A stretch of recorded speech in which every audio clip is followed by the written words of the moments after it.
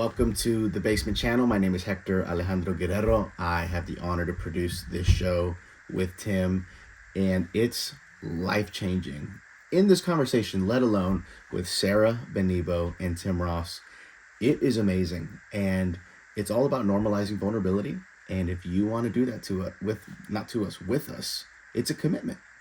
And there's a way you can do that. We have the B-Side app, and right now you can go download and you can subscribe to it, and you're going to get our whole network of content. Granted, we're putting everything on YouTube because we want to give anybody this content so that they can walk in a lifestyle of vulnerability.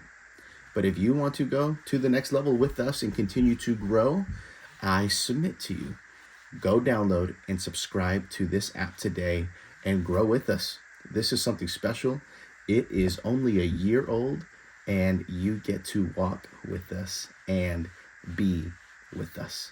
Okay, I love you. Enjoy the episode. Peace. Please don't push me. Please don't push me, but y'all push B. Now we got dwellers from Cali to Flatbush B. Now they got heat on they feet that say press B. And now we so deep in the streets, y'all can't stress me. Can't curse me, then bless me. I'm crucifying my flesh, that's less me. SAT'd from preaching, can't test me. Atheists are now believing, that bless me. Yeah, we got the basement replacing any of those worldly pursuits that y'all chasing, any of those trials and tests that y'all facing, any of the relationships that y'all changing. We rearranging, making the shame shift, giving Satan back what's his, that's the blame shift. Rise up and walk commands, that's the lame shift. Cheat codes for living this life, that's the game shift. All on Yeshua, man, the rest is manure, man. I'm dying daily, so I rise up a purer man. Pressing B daily, so my sins looking fewer, man. Washing the blood, so my sins down the sewer, man. Yeah, so press B with me, and let's let whatever gon' be just be. Yeah, so press B with me, and let's let whatever gon' be just be. Welcome to the basement, ladies and gentlemen. I am your host, Tim Ross. I hope you're all doing well. Listen, I want to shout out to all of my B-siders. Thank you so much for pressing B, for subscribing, for being a part of this community. We love you. We appreciate you. To all of my dwellers from wherever you are, near and far. Thank you so much for pressing B with me and letting whatever gon' be just be. I love you guys so much. And yo, I'm so excited about my guests. Let me tell you how excited I am about my guests. Let me tell you how comfortable I am with this guest. I don't have my glasses on. I don't care nothing about like whatever my little style is and whatever my little trademark signature, whatever is. Like this is who I would be talking to just in my house, just straight chilling. And don't need my glasses on because when you got somebody this close, if you still need your glasses to see them, it's time for you to go to the doctor. You might need some LASIK. And I am considering LASIK. Are you? Yeah. I'm considering LASIK because this is an expensive thing. I have 9 pair of the same glasses and they're all prescription. That adds up. Mm-hmm. And I do have discretionary income. I can afford some things, but like. Yeah. Not in perpetuity. Like by the time I do this, like the 4th time renewing the prescription, I would have paid for LASIK. Yeah, true. So I'm like, why don't I just get LASIK and keep my glasses? I was gonna say get the frames. Yeah. Just pop the little lenses out and do what everybody else do that be posing. Ain't got no prescription, just wearing the stylish glasses all over the place, getting all these compliments, and you can see. And you over here wearing glasses like us. And you can read the street sign at midnight. It's wrong. Ladies and gentlemen, boys and girls, one of my favorite humans on earth is on the couch with me. This woman is a theologian. She is a brilliant writer, composer, producer, singer, artist, worship leader, worship pastor. She is a wife, a mother of 2, and her vocal cords as a singer are literally connected to my tear ducts. I can get into that if we need to, but I just said what I said. There's some people, you hear their voice and they're just immediately in your eyeballs. So I just brought her here because I personally love her so much. And I just wanted some time with her. So if I'm being completely honest, Yes. I missed my friend. Yeah, I miss you. And I'm like, how can I spend quality time with my friend? I'll just bring her in the basement. That way we can talk alone. And everything that we are about to get into, this is the way we talk privately anyway. So wherever we go, y'all are we're just going to allow you to be a part of it. But ladies and gentlemen, boys and girls, for the first time, not the last, one of my dearest friends on planet Earth, Sarah Benibo is in the building, ladies and gentlemen. Let's go. I'm in the basement. You are in the basement. I'm Finally. so excited. Finally. Well, you've already been in the basement. Okay. I've been thinking about this. Right? I'm like, this is nothing new. Yeah. But see, I don't know if people know No, they don't. that although it's a basement, Yep. it's bougie. Is it bougie? We used to be at Four Seasons. It's okay. eating That's sweet true. Potato fries, bro. That is very true. That is And very that true. was our basement. I don't know about nobody else. I can't talk for nobody else. Yes, but absolutely. our basement we had was salmon wraps. That's exactly right. Listen, is this my camera? That's your camera. Listen, every time I got that text that we were gonna have our one-on-one at Four Seasons, sign me up, bro, because that salmon wrap is fire. Whatever we talking about is cool. And you didn't have to pay for it. And listen, didn't come out of a dime. Tears all in my plate. This was the best lunch ever, man. Oh my That God. was our basement. It's very true. Yes, So. we did have the bougiest We basement. did, Oh and my I love goodness, it. Four It Seasons. wasn't dark and No. mildewy. No, yeah. It was bright with silverware, bro. And it was a fine dining experience. It was elevated at lunch. I had never been there before. You introduced me to that spot. Oh, you had never been? I had never been to that. Yeah, that's very true. Like You we didn't go to introduced me Chipotle. to a lot of stuff. Yeah, we didn't go to Chipotle. We didn't Yeah. go to Not even Cheesecake Cowboy Factory. Chicken. Because I heard you and Preston go to Cheesecake Yeah, Factory, right? that was Back our in the budget day. at the time. At the time. You know what I mean? I got in when Yeah, the good yeah. was good. I got in in when he started selling yeah, them books. Yeah, you got in when that oil was flowing. That's when you that got oil in. started flowing. Sign me up for the basement. You know what? That's true though. So let me give you context. So Yes. Sarah and I also used to work together. Correct. When I was the lead pastor of Embassy City, she was the worship pastor there. Yeah. My hire. Well, actually, Yes. the Lord's hire. Come on. My obedience. That's the Come best way I would say it. on. Yeah, it was. I love that. The Lord hired you. He I did. just obeyed him. Yeah. And so I have one-on-ones with executive leadership. And so we would go to Four Seasons. But it never dawned on me to go anywhere else. Like, it wasn't like Cowboy Chicken. Yeah. You want to consider, like, who am I taking? Well, Cowboy she Chicken. Cowboy Chicken, right? Or El Pollo Loco.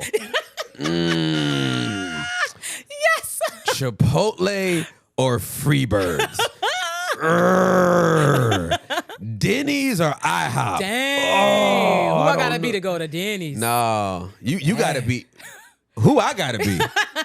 Before I go to Denny's with anybody, It's I'm no- not. We ain't going nowhere. Bruh. No, Just no. text me. So I guess I am really bougie because we went to Four Seasons. Consistently. It Consistently. wasn't just a one-time thing, No, it bro. wasn't like, hey, I just hired her, and so No, I this want to was make a sure she regular knows I honor her. Tuesday. This. Yeah. Yeah.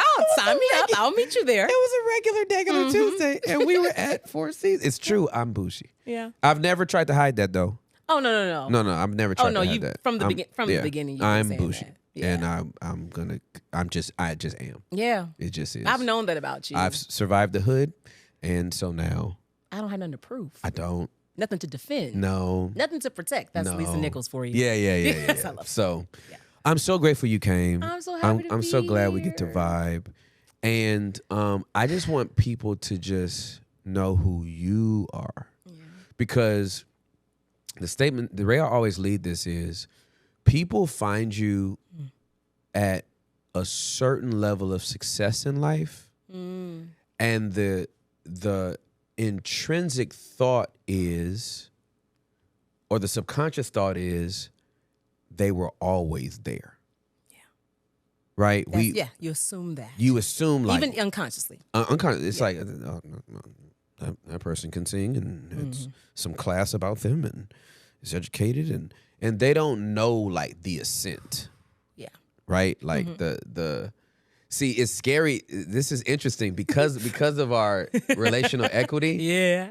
I'm already talking to you like Yeah. Like everybody else knows. Exactly. But You they know don't. some things. I know some things, so I'm gonna calm down. Let me calm down.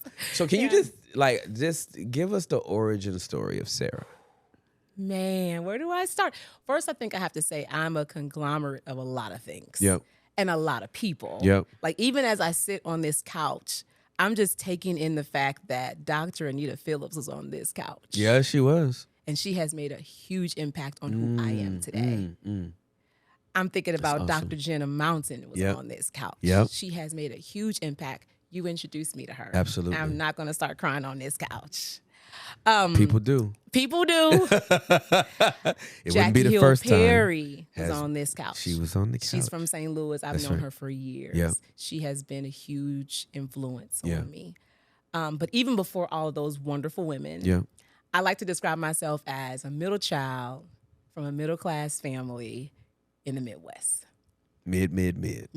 Wow. With and mid is correct. Wow. Because there was nothing based on my upbringing, nothing based on my personhood that would tell you, oh, this is where she's going to probably end up. I was just regular, just really regular. And I had an older sister, and she's amazing in all the ways. She's beautiful, she's thin, She's thin. Listen, that's the thing. I was chubby. And back in that day, it wasn't as cool. Right. Now it's cool. But she's extroverted and witty and Yeah. charming, and she's been that way. Yeah. God made her that way, and she Yeah. still is. Yeah. And I was kind of like all the opposite. Yep. Chubby, shy, introverted, somewhat insecure. And I think based on that makeup, you just don't know where that person's going to end up. So there's this thing called birth order theory. Yes. And what it argues is that your order of birth will determine a bit of your personality. Yep. Maybe not entirely. Yeah, but a yeah, bit. for sure. And as a second born, you come into this world trying to figure out, how am I different? You want to establish your difference from the beginning because it's an automatic comparison, whether Right, you want to exactly. do it or not. Absolutely it just correct. happens. Yeah, for sure. And so since I was a kid, I wanted the opposite things that my sister wanted. She wanted strawberry, I want chocolate. She wanted pepperoni. I actually really love sausage pizza. And it was a thing. It wasn't intentional. She laughed at me today because she was like, you were just so difficult. But I just wanted to be my own self. Yeah. And I almost felt like if I can get ahead of it, Yep. if I can differentiate us, then no one would expect the same thing. Yeah. Because I ain't gonna do it like she gonna do it. Right. So wow, that's kind of fascinating. how Yeah. That's how Were I grew were up. you consciously aware of that I was at that not. age? Okay. It's only because I'm looking back now. Got you. Like, oh, Okay. That's why I wanted the opposite of everything. Got you. I was Absolutely. trying to like rise up and have an identity outside of someone that I'm just like, I can't do it. Yeah, She for goes- sure. So it worked until she went to college. Mm. And I'm from this Pentecostal family. My parents have been ministers my whole life. That's all I know. We're at church 5 out of the 7 days of the week. I'm in the youth choir naturally. Of course. Got baptized when I was 5, speaking in tongues at 6. So I'm like in there. I'm in there. Yeah, but let's slow down. That's Listen, I was mad because it took me a year.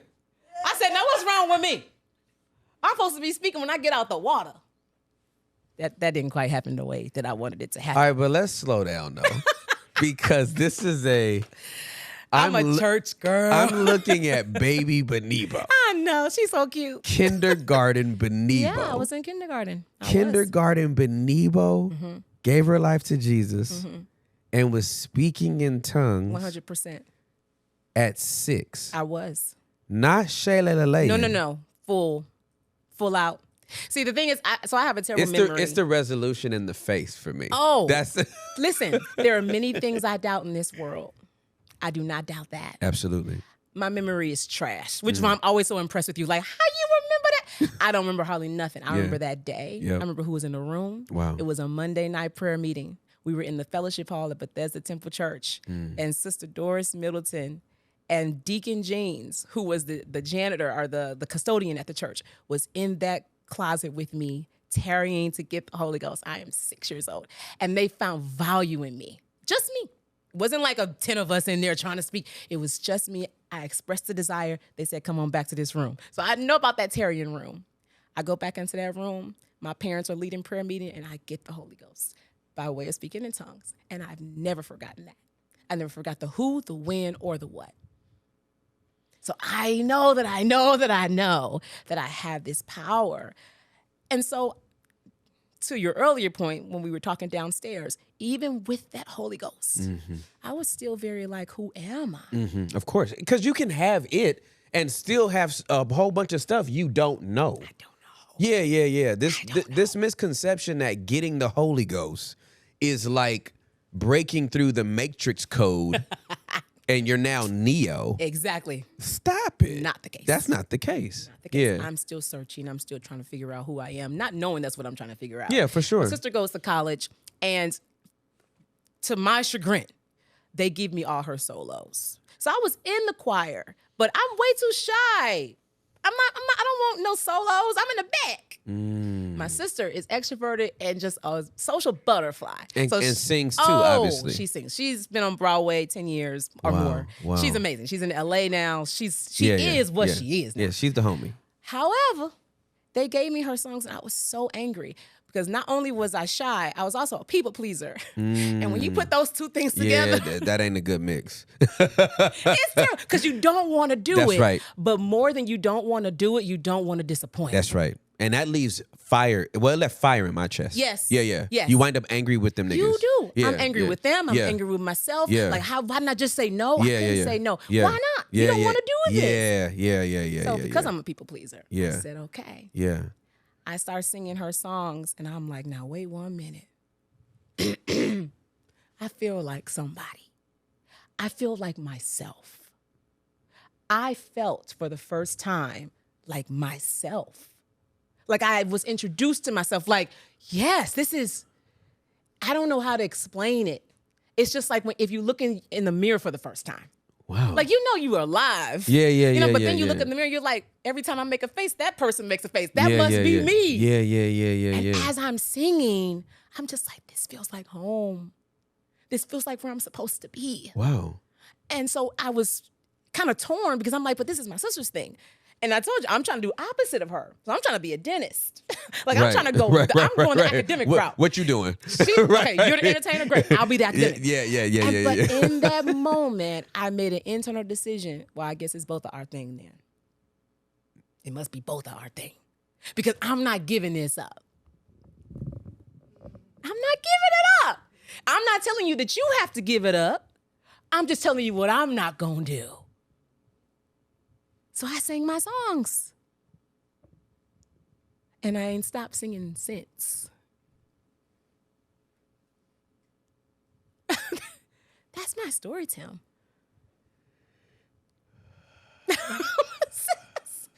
That is my story. And I have not stopped singing since. How old were you?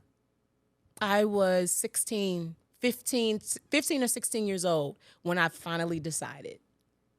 She was gone to college. I'm giving these songs. I'm scared to be compared to her. Because how am I going to measure up? I'll just do something different. I started singing. I ain't doing nothing different. We're going to do the same thing then. And I think that's when I really became myself because I didn't mind if there was overlap. And I also didn't mind the distinction because I was already very familiar with the distinction. So now, can we overlap? Can we agree on something? Can we be in union? Oh, yeah. And I can still keep myself. Jenna Mountain, to self-differentiation. That's right. That's absolutely correct. I can differentiate myself from you and still value you. And I can see the similarities as well and still value myself. So I was learning these lessons without having the name. And now I'm getting the name. So I'm like, oh, I'm powerful now. Can't mess with me now. I got names for these feelings. You a superhero now. Yeah, you a I'm a bona fide. superhero You a bona fide superhero now. Yeah. All right, so I am stunned. Yeah. In the most delightful way. I've never had. I don't know this story, right? Yeah. I'd never had this context didn't know that origin story. And it is so eerily similar. Really? I've never said this. Oh my God, I'm excited. It is so eerily similar to how I felt when I was at the Potter's house. Okay. Tell me more. When I was at PH, obviously, to have to stand instead, Oh, yes. right, Yes. of Bishop Thomas Dexter Jakes Sr., full name. It's intimidating. You're like, oh, 100%. You know. I got hired in May of 06. The first time I preached at Potter's House was June of 06. A month later. 25,000 people. A month after I got hired. A month after I got hired. Oh my God. And I just thought, this is about to be terrible. This is about to be terrible. I can't do this. I can't do what he does and whatever this is.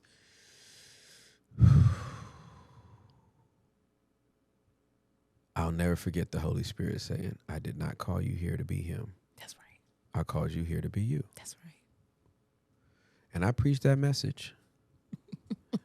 And when I got off that platform, one of the first thoughts I had after, like, first of all, Thank you, did Lord. I please you? Yes, Thank you. yes. Did I do what you told me to do? Did I say what you wanted me to say? One of my first thoughts was, oh, yeah, that ain't just on him. Oh, no. It's on me, too. Yeah. Whatever that is he got, Yeah. I got it, too. I guess we both. I got it. I guess we both doing it. When I tell you I have never heard anybody use that verbiage Wow. before until right now. Like, literally, that's literally what I thought was, I guess he gave it to both of us. Yeah. Because I wasn't trying to do that. No.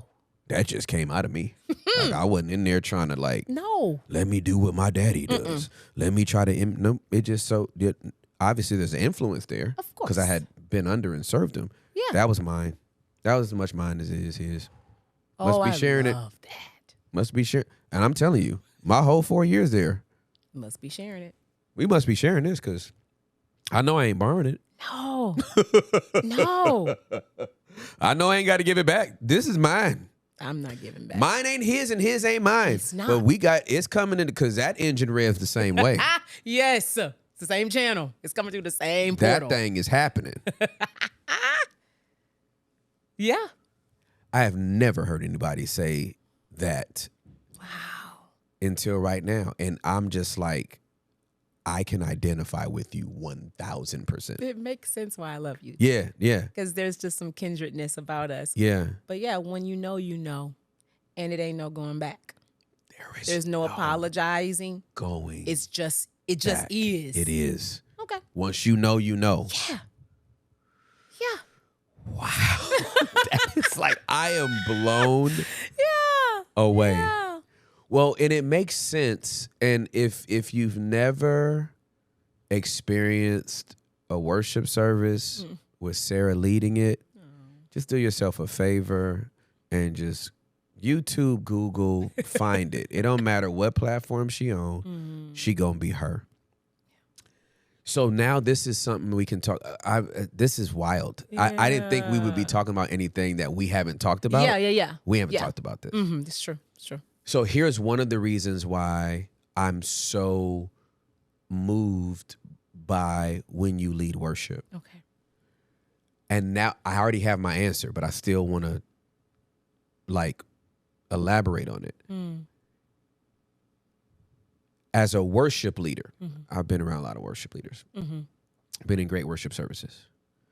It wasn't until I was in a worship service where you led a song that the way you express yourself while singing is the same way I feel like I express myself while preaching. Now, obviously I didn't have verbiage like I have right now. Yeah. But intrinsically I knew this girl is securely in her skin. Yes. Yeah. Confident about what she is doing. Mm-hmm. There is no striving here. She's not doing anything. She's being. Sarah does not do worship. That ain't gonna sound right. She's not doing worship. Yeah. She is being worship. I like that. I like that. You are being worship. Yeah. And I could see it. Like I could see it because I'm like, that's what I look like. Because I watch my stuff. Yeah. I do too. I watch my stuff. I do too. I go back. I don't know what other people be doing. I'm like, if you're gonna make them watch you, how dare you not watch you? you gonna force them to sit there for 30 minutes and listen to you, but you don't want to listen to you. Sit down and watch this set to see if it was good. I promise you, all of my sermons, I used to get the DVD, or the VHS, Watch it. because I've been preaching long enough to have stuff on VHS, and I would rewind and watch it like it was game film. Yes. My responses, my reaction, my expressions, I could tell.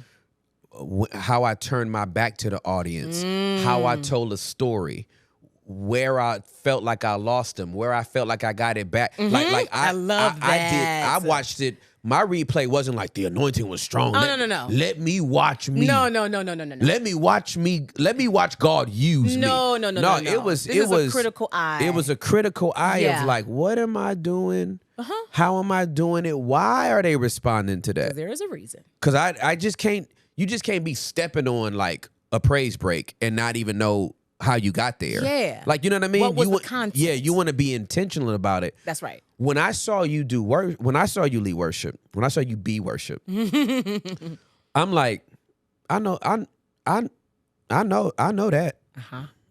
know that stance. I know that confidence. I know that. Yeah. Because I do that.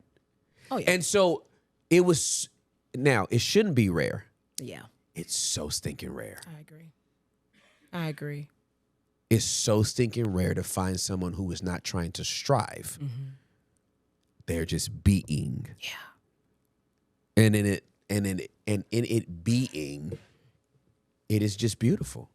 That's how you worship. Your worship is just being. I thank you for that. Yeah.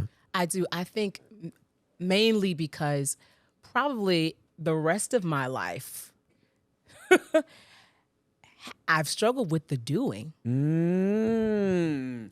So this was the only place you could be? I would venture to say that, Tim. I would venture to say that. That in every other area I'm trying to do. I remember one of the memories that I have. I was in the 4th grade and I got my first B after determining I'm going to get straight A's for my entire... Lord Jesus. Didn't last long. Your goals I in determined. 4th grade were completely different than mine. I was trying to steal my friend's Transformers. No.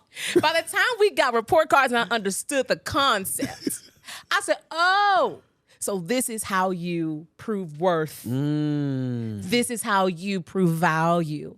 And the A means you've achieved, you've done what was expected and more.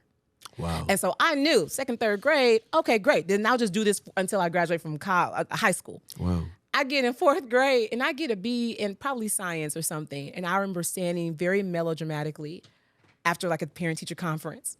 And I'm looking out the window and I'm just crying, like a silent cry. And you'd have to know my mother to understand. It's that movie. It's that long tear. Yeah, it's that glory. When I tell you, I was in a Denzel whole tear. movie. I was in a whole movie getting my Oscar-worthy performance because I've already failed. And my mom is sitting next to me like, what is wrong with you? Like, you'd have to know my mother to appreciate her. She is Jamaican. Yep. She's born in England, so she's British too. Yep. But she like, girl, a B is still good. Let's go. Yeah, exactly. And I didn't know what to do with it. So I'm like, okay, I guess. but internally, Yeah. I failed myself. Wow. I didn't fail her, apparently, No. but I was the one that mattered. You didn't fail your school. They would have been putting you would have been the poster child of the year. But internally, Wow. from that moment, I'm like, I have to try harder. Wow. And so in every other space, I'm Wow. trying. Did I get it? Okay, great, I got it. Whew. Okay, let's start again. But in singing, in worship leading, in worship, because sometimes it wasn't on a platform. Right, for sure. There was a park right up the street from my house. My grandmother lived in the apartments right next door. I would walk up the street, go to the park, and I would just worship the Lord. I would walk that baseball field. I don't know if the people were looking out the window wondering, oh, the crazy girl's back. But I didn't care. Because it was the one place that I found that I did not have to strive. So when you put me on a platform, all I have to do in my mind is go back to the park. Yeah. And I still do that to this day. Yeah. Especially when I start to get nervous and there's these expectations and, okay, I got to do it like this and this time frame, blah, blah, blah. Just go to the park, Sarah. Just go to the park. Just go to the park. Because in that place, you are just God's daughter that likes to sing with her father who sings over her. Yes, good. So we're just duetting. Wow. And it's great. It's great. It's life-giving. Wow. Wow. Yeah. I'm thinking about myself. Okay. Talking came easy. At a very young age, I realized if I talk, people give me money. Ooh. Like, oh, I could talk for a living, like legit talk for a living. I didn't know what type of talking I was going to be doing. Stand-up comedy, Yeah. rapping, preaching, Yeah, that's true. motivational speaking, spoken word. I didn't know what I was going to be doing, but I just knew, like, when I talk, people listen. They do. They do. So I'm going to figure this out, right? I got a high school diploma. I ain't got no secondary education and higher education. So I'm like, I'm going to figure that out. But when you say that, what it makes me think of is like, if talking was easy, being transparent wasn't. Ooh. Right? Yes. Being, doing. I had like the trauma of my past and all the stuff I was dealing with. And so I'm thinking about how many people I know right now that really escape in their being because they don't want to do the hard work of their doing. That is so good. Right? Yes. Like Michael Jackson Yes. Amazing. would rather never walk off the stage That's right. I live here. Yeah. than to walk off the stage Yeah. and try to get some rest.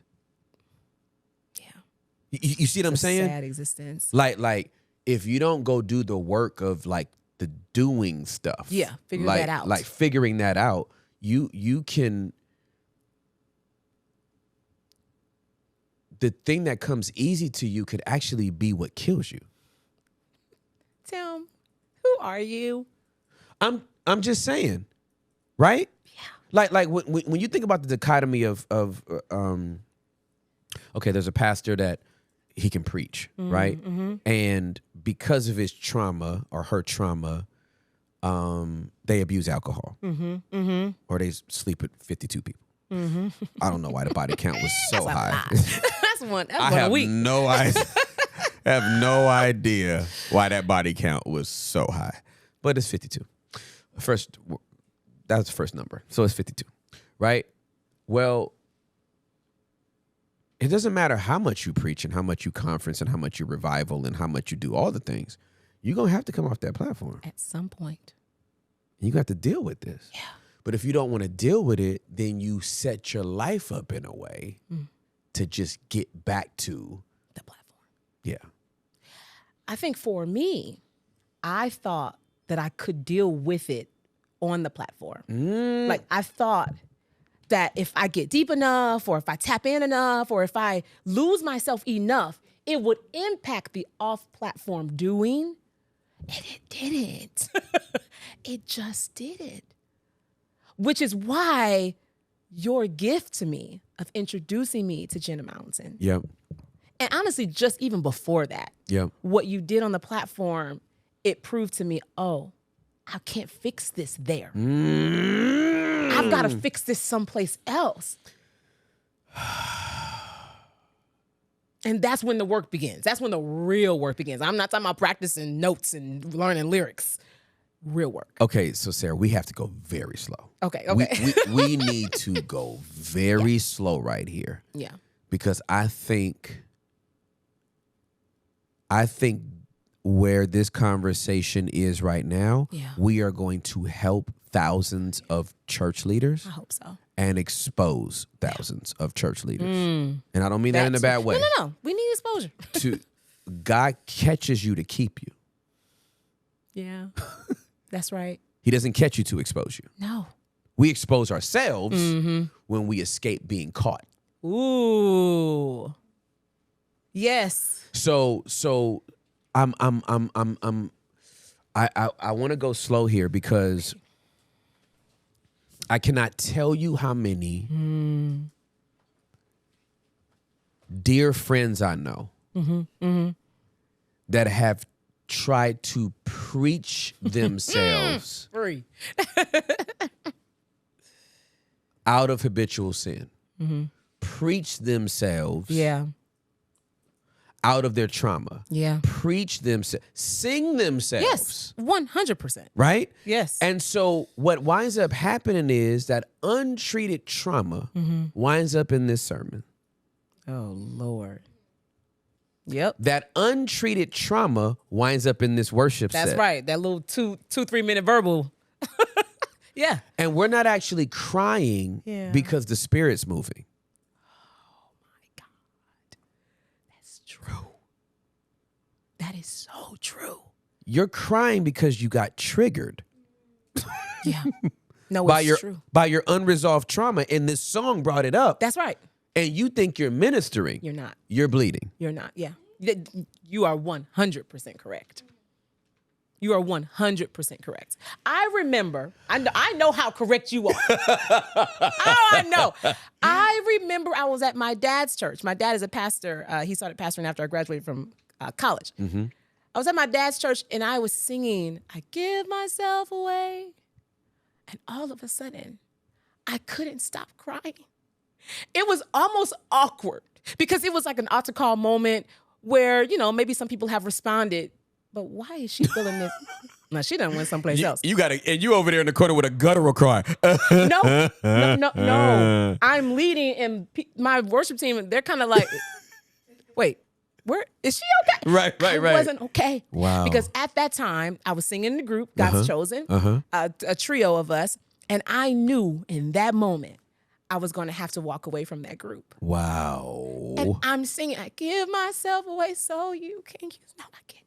do it. I am like having a visceral reaction to this song that I have nothing to do with these people. Right. I don't know what y'all doing here. You ain't even leading them. It's just me and the Lord arguing. It's just me and God arguing in my head.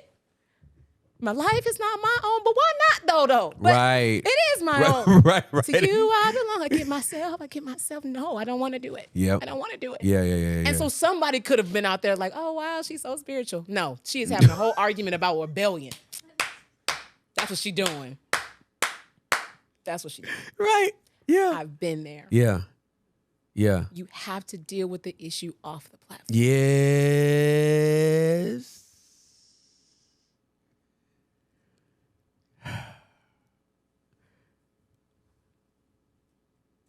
I can so identify with you because I had a situation with someone in ministry that left me with a wound. There was a certain passage of scripture that I could not preach for 10 years. Jesus! Because every time I read through the Bible and read that passage of scripture, I saw me and this person that I felt hurt me. Yeah. So obviously God wasn't going to give me a burden to preach it, nor was I going to override it to preach it. But how many people with unresolved trauma and hurt go to scripture And they actually link up with the text that supports the feeling they're having. And then they go preach it as if it's ministering to the people. But this sermon should have been your counseling session, sir. Come on. Come on. This should have been the conversation you had with your therapist. Now you're about to have it with the whole congregation. And they leave with your limp, even though they didn't suffer your injury. What? That's what we're trying to scoop out right now. That's what I feel like we're trying to scoop out right now. When you were leading Embassy, there was some kind of fall. Some pastor fell. I don't remember who it was. Doesn't matter. And I was asking you, how could this have happened? This doesn't make sense. And you said to me, they're not having personal devotion time. And I said, just can't be that simple. And I venture to say, they are not. I don't think they have that time. No. Like, it's always prep. Yep. It's always prep. Which is what I am a stickler about this, Tim. This may be just my personal conviction, but my personal devotion time cannot be for Sunday. It can't be. It cannot be for Sunday. It's not sermon prep. That's not sermon prep. No. It's not worship prep. No. It's not nothing prep. No. This is just me saying, Lord, I'm naked before you. What don't you like? Yep. What are you affirming? Yep. What are you reminding me of? Okay. Now, what are we going to do on Sunday? Yeah. Yeah, absolutely. It's different. Yeah, it has to be different. And when you neglect the first Yep. and only focus on the second, Yep. you end up in these situations. Yeah. Yeah. I'm glad you said that, because when we think personal devotion time, we think 5 to 10 minutes of worship, like play your worship playlist. Yeah. And then read your devotional. Yeah. And be like, I love that. Right. Good point, Lord. Then you got your journal out. Yes. You're like, the Lord said a thing. Right? Duly noted. And then we're like, we had devotion. I did. Check. I devoted myself. And look at the time. I can still run by Starbucks and grab a bagel. Like we just, we're just so carnal, right? But what you just said, this is a different space. Yeah. I'm devoting myself to a time where the creator of my soul can commune with me. That's right. And I with him. And he can tell me anything he wants to, because I am his. That's right. And sometimes he has something to say, and sometimes he does not. And sometimes the only thing I can hear is his love. Yeah. And other times the only thing I can hear is his correction. I'll tell you what that time has never included. Him talking to me about somebody else. No. Ever. I'll be begging God. I'm like, God, tell me what to do about this person, though. I heard what you said to me, but can you tell me what to do about them? Guys, I'm not concerned with them. Absolutely I'm correct. concerned with you. Absolutely correct. Absolutely correct. And so to have that space is beautiful, but when you don't have it, it comes out. Oh, no. I've been around. There are some discerning people that can see it. Oh, absolutely. The vast majority can't. Uh-huh. But there's always that one mother or sister, some places like, you okay? Yeah, something off. Something's off. Yeah, something is off. I saw you up there crying and worshiping, but what them tears about? Yeah. You sounded angry in that praise break. Yeah, some Yeah. I mean, well. you told us to pick him up and put him down, but what we picking up and yeah. Who you mad at? You right, know? exactly. So what was that journey for you? What was that journey like for you to navigate? Like, I got all this is the only place I can be. I got all this doing. I gotta be. Yeah. Cause that B followed. It sounds like that B followed little Sarah into her adulthood. Oh, 100%. I'm a full-grown adult. I honestly give the credit to my husband. He got me together. Wow. Still getting me together. Wow. Love him. Yep. But he's almost the polar opposite of me in this way. He just bees. That's it. There's no performance. Yep. There's no achievement. Yeah. There's no long list of to-dos. And he saw that. Like I told you, there's always certain people that can see it. Yeah. Yeah. They don't congratulate it. Yeah. And he got me together. Yeah. Like, I see what you're doing. Yeah. And I don't see the virtue. Wow. I know you got a hand clap. Wow. And maybe even a check in the mail. Wow. To say good job. Wow. I don't see the virtue. Wow. He's amazing. He's amazing. And it's so convicting because I'm like, no, I'm doing this for the Lord. I'm doing this for Jesus. And he's like, no, you're not. You're doing this for yourself. And you just baptized it. And to that, what do you say? Okay. And little by little, it started to chip away. Little by little, I was given courage to say no to things, to opportunities, to applause, to checks. Yeah. No. I'm not going to do it because I don't really feel like the Lord is telling me, or I don't feel the leading, like something's missing. And unless I'm feeling like God is giving me that push, I'm going to err on the side of not doing. Yeah, for sure. Err on that side. Yeah, because you've for been sure. erring on doing for your whole life. Right. And his advice to me is, when you have been so extreme on one side, you have to do the exact opposite to finally get into the middle. Yeah, for the sure. ideal is the middle. Absolutely. It's always the Absolutely. middle. But you got to swing to the other You side. gotta swing. Yeah, you got to swing. And that swing hurts. Yeah. It hurts everything in you. Yeah. Because it's you're not getting the hit that you normally get. Right. That adrenaline rush that you normally get. Yeah. So you have to, that beauty of the mundane. Yeah, absolutely. Tim, you have blessed me. That's what I'm saying. I'm a conglomerate. Right. You have blessed me when you preach that sermon about the beauty of the mundane. That's what my husband was trying to get to. B.O. was saying, find contentment with just being. That's right. Just nothing to do. Absolutely. Saturday night. Yep. Nowhere to go. Nowhere to go. Everything's fine. Absolutely. That was hard. Absolutely. Yeah. And little by little, now that I'm in like leadership coaching with Jenna Mountain and Kimberly Galindo, I'm able to put words and concepts and like, oh, so that's what I was going through. Yeah, for sure. Okay, cool. Isn't it beautiful to have the language? It makes all the difference. For someone that likes language, Yeah, I like yeah. to read. Yeah. I like to explain things. Yeah, for sure. Don't just tell me to do it. Tell me why. Yeah, absolutely. I'm that girl. Yeah. So they give me that. Yeah. It's something to sink my teeth into. Yeah. I can go home and Google it and get even more information. for sure. And then even help others. Yeah, for sure. When I'm in interactions with others and I see myself in them or something similar, I'm like, oh, we call that. That's right. This is what Yes, this is. you're out of your window of tolerance. That's right. You know? Absolutely. That's what's going on. It's okay. You just need to come back down to your window of tolerance so you can make better decisions. That's right. So. No, that's beautiful. Yeah, I'm as you know, I'm big on all things. Yes. Group therapy, specialized therapy, and again, I was going to be a homicide detective. That's what I went to school for. Yeah. I studied administration of justice. Wanted to be in law enforcement. I had memorized 2/3 of the penal code by the time I was 16. Good. Just nerd, just like a gangster nerd. Gangster nerd is good. and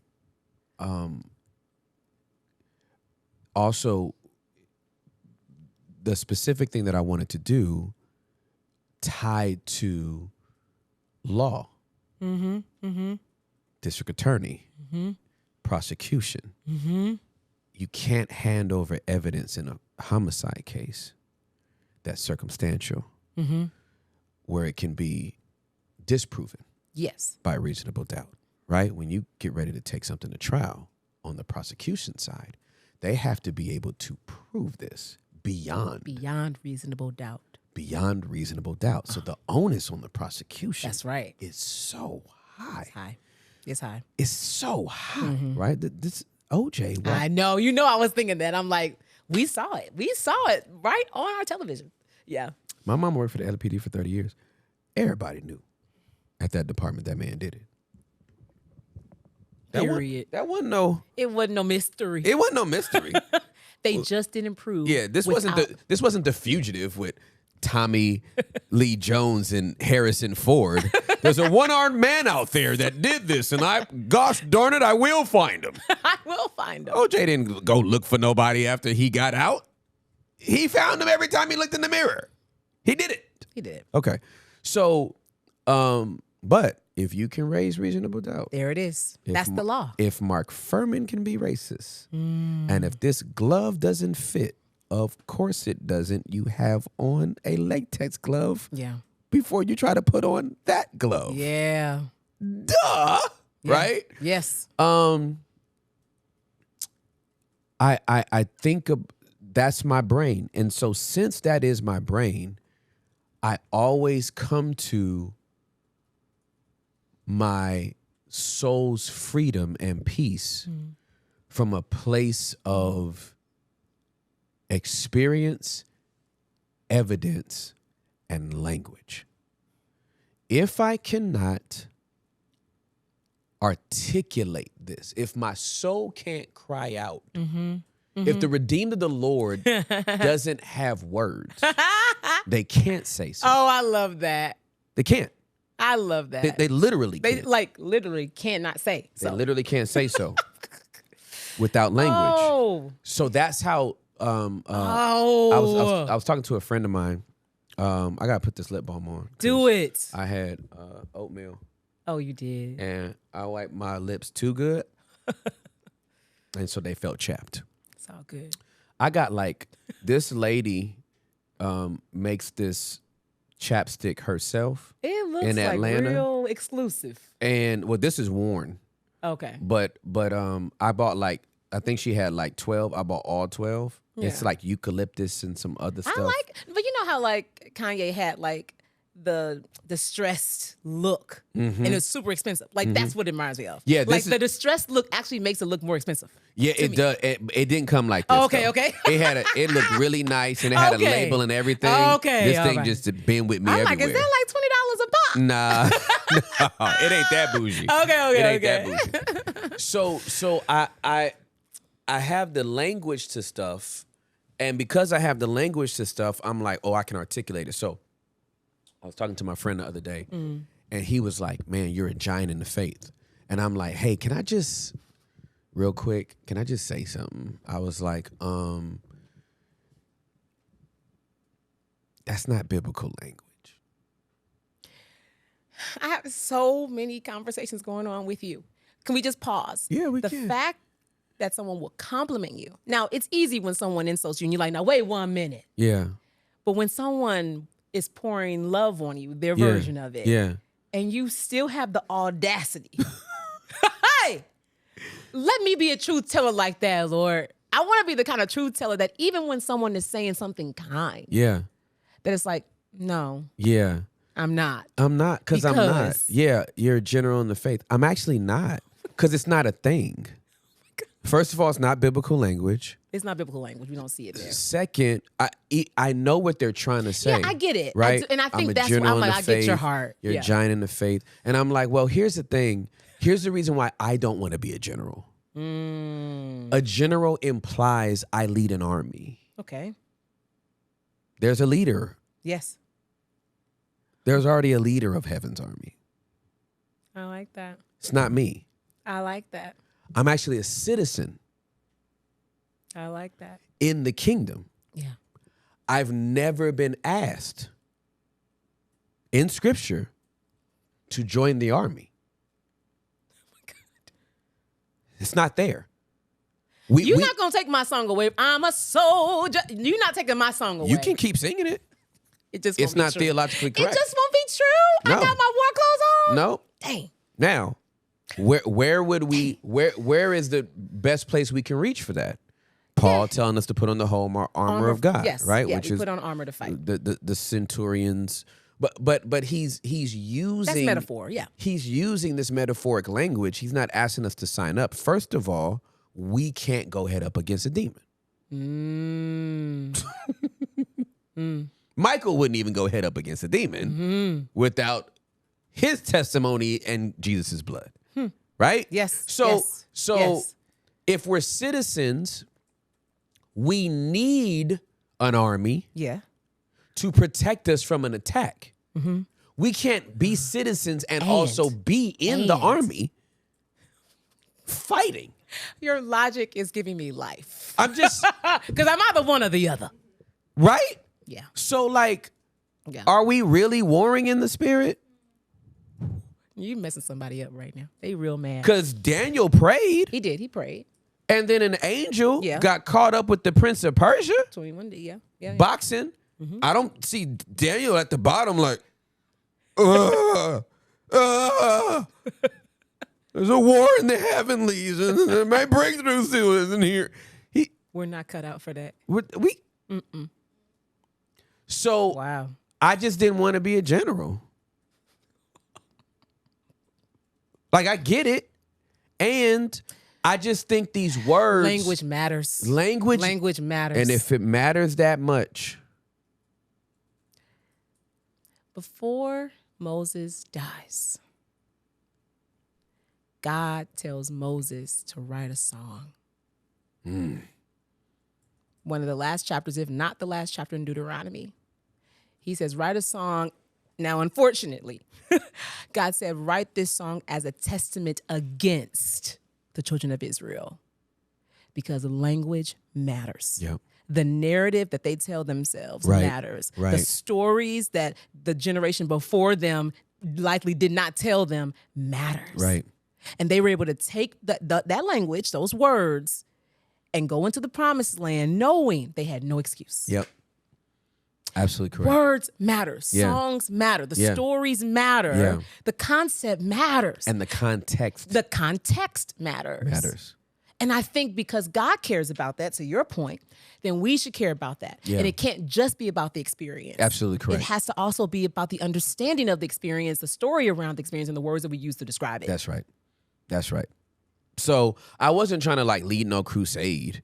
Like, you know what I mean? If somebody says, "Oh, this person's a general in the Yeah. faith," and all that, I mean, I get what they're saying, but like when I it get was it. when I it do was get it. personally applied to me, Yeah, and you have the space and opportunity to correct or to give some insight. Yeah. When it was personally applied to me, I'd just rather be like, "Hey, man, if you just think I'm a man of God and I do have the gift of faith and all that kind of stuff, but like a general."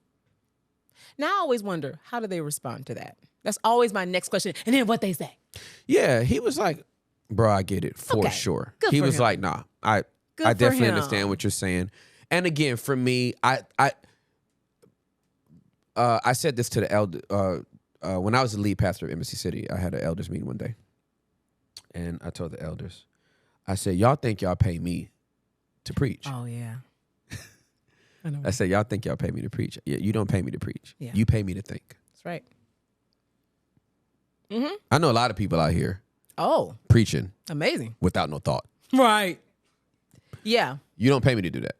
You pay me to think Yes. before I speak. Yes. A lot of people think since I started the podcast, I stopped thinking. No.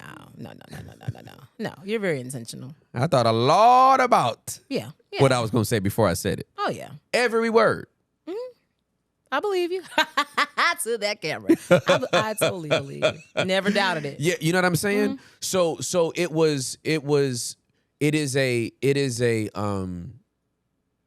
it's almost like a reclaiming, I like that. right? It's a reclaiming of like these words and these meanings so that we have the right orientation as we move forward in what it is we're doing. Yeah. Because to get to the point where you have alignment, where you can just be in everything, that's where freedom is. Yeah. That's my goal. Yeah. That's my goal. I'm Yeah. closer than I ever been. Yeah. But it's still very much a goal of mine. Yeah, for sure. Yeah. So tell me, like, what have you been, because here's what y'all don't know about Sarah. Sarah's smart. Sarah's not a little smart. Okay. Now, you should already know this based on 4th grade Sarah. No bees. Like that should already have given you an indication the woman is smart. The woman has a bachelor's degree. She also has a master's That's correct. in sacred worship from SMU. Yes. If you're looking for what this degree is even pointing to, Yes. she's the first one to get it. in the history of SMU. The first time they cut lamb skin and printed sacred worship on it, they were handing it to this woman. It was the first time they offered the degree plan. Correct. That's correct. And that's how she got it. And so that's what I've loved about you being the worship leader of Embassy City is our worship is theologically sound. Because I'm a lyricist. Yeah. I am So a we just can't be lyricist. saying anything. So I have literally been in worship services, and people would think I'm not engaging in worship because if it's a new song, I will read those lyrics. That's right. Let me just wait. Hold on. I will literally read those lyrics, verse 1, verse 2, verse 3. Yeah. And then be like, oh, the glory. I'm like, okay, Now I can engage. I guess I'll join your chorus now. But I had to read all What 3 we talking verses, about? Right. and I wanted to know where this vamp went. Right? We wanted to make sure your vamp didn't off-road into nothing stupid as well. And that's the thing. Once Christian music, particularly CCM, got more wordy, the more vigilant you have to be. And line by line. Because you're using a lot of words now. When we were just singing, fill me up, God, fill me up, God, fill me up, God. Yep. When we were just singing what they call cyclical music, which really just repeats the same phrase, then okay. Yeah, absolutely. But once you get to sequential Absolutely. form, Yeah, for sure. then you have to actually go line by line, make sure everything right. Hey, let me tell you. Okay, so sequential form. Yeah. Let me tell you what Juliet called it. Go. Listen, so obviously we were at Potter's house, right, for a long time. And then we went to Gateway. And I'll never forget when the Holy Spirit said, I want you to go to Gateway, like attend the church and join the church. I was like, no, I'm not going to that church, right? But Juliet felt the same way. Yeah. But our reasons were drastically different. Okay. Because obviously PH is a very cyclical sound in worship. Take it back. Repeat it again. We're going to say it 52 times. That's right. Until you get it. Until you get it, right? So we wash these bodies off. That's right. 52 times. Say it again. But Gateway, Juliet, this was back in 20, to tell you how far this goes back, this was in 2011. Okay. Juliet said, Yes. there's no way I can go there. I can't get into the worship. It sounds like they're reading a journal. They are. It was so accurate to, now we fell in love with journal entries. Listen. We wound up finding. Are they not beautiful? Yeah. We wound up falling in love with journal entries. Agreed. But we did agree. I did have to agree with her. Like, your assessment is not like. It's not wrong. That's not even a sneak diss. No. It's just true. That's a journal entry. Yes. And we weren't used to that. Listen, when I heard So Will I, Oh my goodness. that So Will I That's a journal entry. is a whole poem. Yeah, it is. And it's Beautiful. And it's beautiful. It's beautiful. So, yeah, I don't even know how you put music to listen, poems. I don't but know they how found they a way. figured it out. They figured it. They figured it out. And I'm for it. I am Just make too. sure it sounds. Just make That's sure it all sounds. is. And so, to your point, Yeah. the more words. Yeah. And so, what I love about you being the worship leader is you have been a steward of the words that are sung in worship. We not just singing stuff. Let me tell you about Sarah Benibo. Oh Lord, I'm scared. So we had Easter, Okay. and they wanted to sing "Mary, Did You Know?" I know you're going. And this girl just made sure that there was a theological contextualization before they even sung the song. Now, we know theologically that, and she literally disclaimed. Yeah, the angel came, said, this is what you're going to do. But Technically, Mary already knew. yes. And she still didn't know. And she still didn't know. She didn't know the fullness. She's a teenager. What are you talking about? How would she have known? None of them knew. So let's just keep both in mind. Yeah, absolutely. Let's hold them in tension. Yeah, absolutely. No, I was just like, this is my favorite person. This is why she's the worship leader. It was just so good. And I appreciate you for allowing me to be that. I have to say that because I could see someone being like, sis, I hired you to sing. Do, do, do, do, do, raise me. I hire you to be no theologian. And I would hear it. Like, let me be honest, I would hear it. But I probably wouldn't say yes to the offer. I wouldn't say yes to the offer. Okay, so yes. let's go back to verbiage. Okay.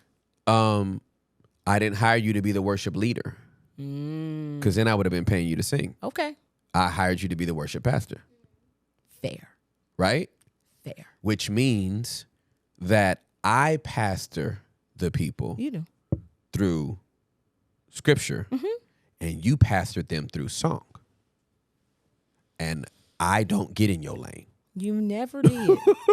Even when you did, you were absolutely free to confront, to push back, to get clarity. But it was never in a way that says, just shut up and sing. Nope, never was. It was never, not even close. Nope. It's accountability. Yeah, for You know sure. what I mean? But absolutely. it's do what you've been called to do. Absolutely. Yeah. I think that's the I think too many lead pastors. Yeah. And that's why that okay.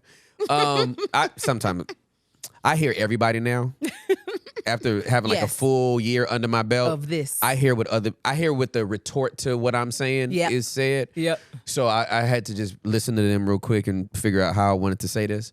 But I'm grateful I was a lead pastor for 7 years. Because I'm not sitting back like some armchair quarterback, never led a church, trying to tell pastors True. what they should and should not do. Yes. No, I did this. And we did this at a high level. Oh, yeah.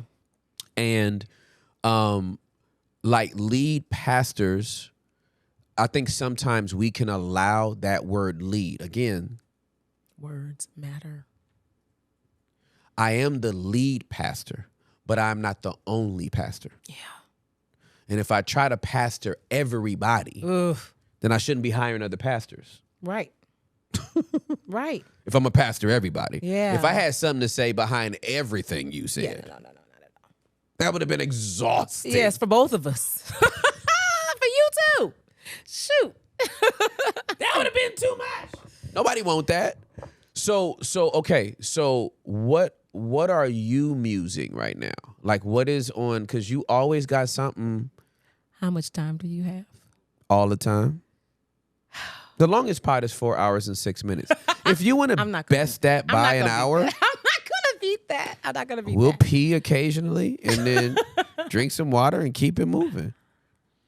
Where do I start? I had a baby last year. Yes, you did. Second one. Second baby. I had my second C-section. Not ideal, but it had to happen that way. So, okay, cool. So I'm laying on my hospital bed. My baby is next to me because they put them in like a little Yep. crib thing. Yeah. And I am fully realizing that this is going to be a long journey back to getting up to my normal life, my normal body. Yeah. And I'm like, dang, this sucks. And at the exact same time, I'm thinking to myself, this is good. This is good.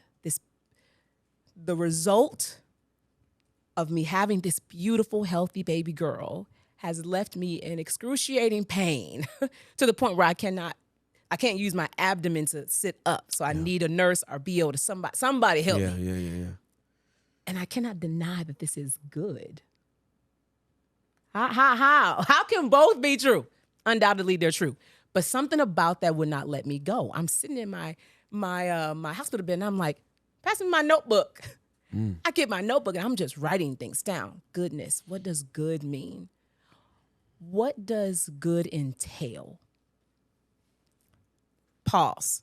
Few years before that, I was in Chicago, living in Chicago, working at a church as a part-time worship leader.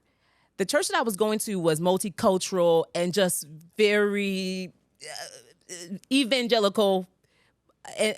I needed something else. So I would leave that church and I would go to John Hanna's church. I didn't have a car at the time. I would take a bus. Wow. Speaking of B.O. would go to church with me as well. And he'd be like, what you about to do? I'm about to go to John Hanna's church. I'll see you at home. Right. He wouldn't do it B.O. too. like, I'm going home. I need my Sunday nap. I'm like, I'll see you. I got to go to John Hanna's church. I go to John Hanna's church one random Sunday. Naomi Rain Wow. who is not who she is now, but she was Right. still who she is. Yeah, for sure. She walks up on that platform with the guitar, and she rocks my world. I get back on the bus to go home. I download her album in that moment. I put my headphones on, and there's a song that comes up, and it says, "Change my definition of good, 'cause sometimes I think I misunderstood. But it won't change my definition of you, 'cause you are good. You are good."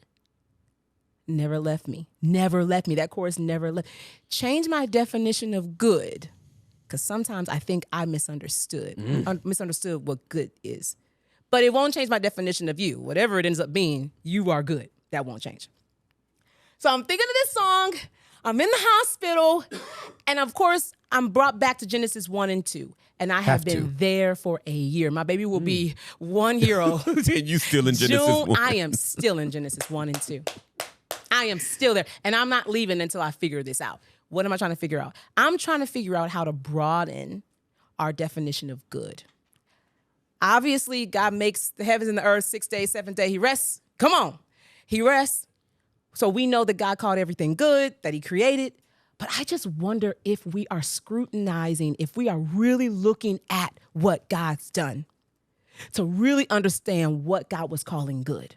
Now, the first thing God did is separate light from darkness.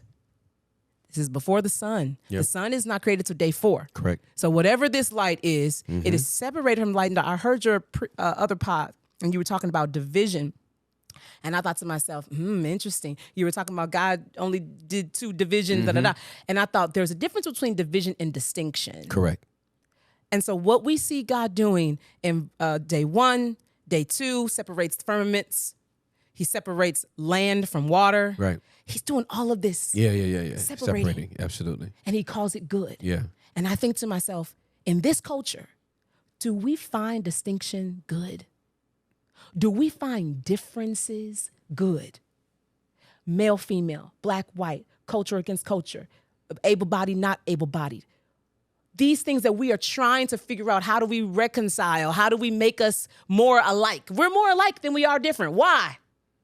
Why do we have to be more alike than we are different? Can we not sit in the space that God has been distinguishing things from the very beginning? Second thing God does, God creates a garden and tells Adam to keep it and to till it. What does that mean? How could something that God created need keeping? How could something that God creates need tilling? So the potential of it being out of order was there because Adam was given the instruction to keep it and to till it. And God still calls that thing good. So development, cultivation. Absolutely. The things that we get so frustrated about. Marriage shouldn't be this hard. Why not? God is calling us to keep it and to till it. Parenting shouldn't be, friendship shouldn't be this hard. Why not? It's not always a reflection of sin. It's not always a reflection of the fall. Even before the fall happens in Genesis 3, 1 and 2, we got to keep stuff. We're responsible for trimming things, for pruning things to keep that garden intact. Last one. God creates human limitation. And I told you about that book that Jackie Hill Perry sent me called You Are Only Human. We see 2 pictures of human limitation. First, we see it in Adam. For the first time, God says it's not good for man to be alone. Human limitation. Man needs somebody. So instead of me making man better, I make woman to make whole this community. So there's limitation there. And then really where I sink my teeth in is with Eve. She had to be wrestling with something that was good. There was a limitation in Eve that was good that caused her to consider doing things her way. Absolutely. Now, obviously, she came to the wrong choice. But Absolutely correct. That's something. Yeah. There was that no check in internal her. Yeah, there was no check to stop whatever that investigation and that turmoil was. I have met so many people, Tim, that have that internal struggle, tension, frustration, and they think that's the problem. It's not the problem. That's not the problem. Absolutely correct. We see Solomon ask for wisdom. And actually, the words that he used is very similar to what Eve was looking for, to discern good from evil. Solomon asked that, and God is so impressed because Solomon had the same thing Eve had. Absolutely correct. And he did it the right way. Absolutely correct. So I'm sitting here just like, I think we could really help people if we allowed their definition of goodness to increase and to grow, to include distinction, to include cultivation and development, to include tension and limitation, so that when they experience those things in life, they're not like, what have I done wrong? Nothing. When will you deliver me from this? Never. Because it's always been my intent for you to come to me and to get everything sorted out. That's where I'm at right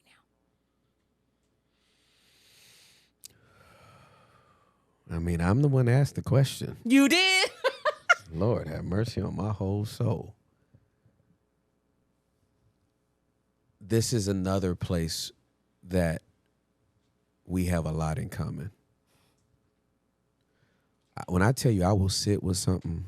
Ruminate. This is the first time that I've even shared it publicly. I've been talking to my friends about it. I talked to Dr. Nita Phillips about it on Instagram. I'm DMing her paragraphs. But what about this? But what else? She's like, all right, sis, be careful. Be careful. And I felt like when I was given this invitation, this might be the place to do it because you like to be curious. Yeah. I don't know anything. Yeah. But I'm curious about it. Yeah. About what God calls good that we call bad. Well, there's a let me see if this will pop up, because when I tell you, these used to be our lunches, y'all. Yes. More fries, please. Yeah. Bring us another round of sweet potato fries from your bougie establishment, because this is about to go down for us again. I'll find it. The first thing I thought about was 2 Corinthians 12. It's Paul's permission to boast before he tells you why he can't. Is Paul taking the time to say, if I really wanted to flex, I could. And I wouldn't be lying about nothing. I got receipts for everything. I've been to the third heaven. I've received revelation that I can't even articulate. Yes. And so I wouldn't be walking around looking at y'all like, stop playing with me. A messenger of Satan was sent to buffet me in my flesh. Buffet me. And I asked the Lord 3 times to take it away. That's right. That's right. Now remember, the response, my grace is sufficient, is in red. It's the furthest we get into the New Testament, red. Yeah. outside of Revelation, where there's a response from Jesus. Oh, I love that. Not an angel, not the Holy Spirit's prompting or leading. Okay. Jesus. Okay. Jesus is the only one qualified to respond to him. Paul asked 3 times for the thorn to be taken away. That's right. Jesus asked 3 times for the cup to pass. Yes, in the garden. Yep. So he's offering identification with Paul. God. Not just, I'm the Lord, do what I say. Oh, I love that. Hey, I can offer you identification. I know what it is to pray 3 times for something to pass and it still stay. And I'm going to give you the same answer verbally that my Father gave me. Indeed, my grace is sufficient. Oh my God. And an angel came and strengthened him. Yes. My grace is sufficient. Yes, and the angel came and strengthened him. That's right. Jesus got indeed what he gave Paul in word. Yes. Paul turns around and says, he doesn't say the word good. Yeah. But he says, therefore, I will glory in my weaknesses and in my infirmities, right? And all that kind of stuff. For when I'm weak, I'm strong. Yeah. What you are bringing up changes the parameters Yeah. of it is the goodness of God that leadeth men to repentance. Ooh. Oh my God. Yes.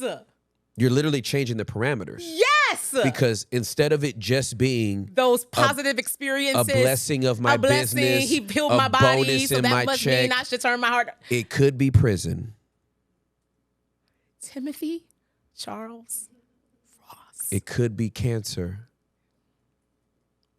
The Lord was good to my daddy. Oh my God. The Lord was very good to my daddy. That is so good. Cholangiocarcinoma. Cholangiocarcinoma. I've never heard of it in my entire life. Less than 20,000 cases a year.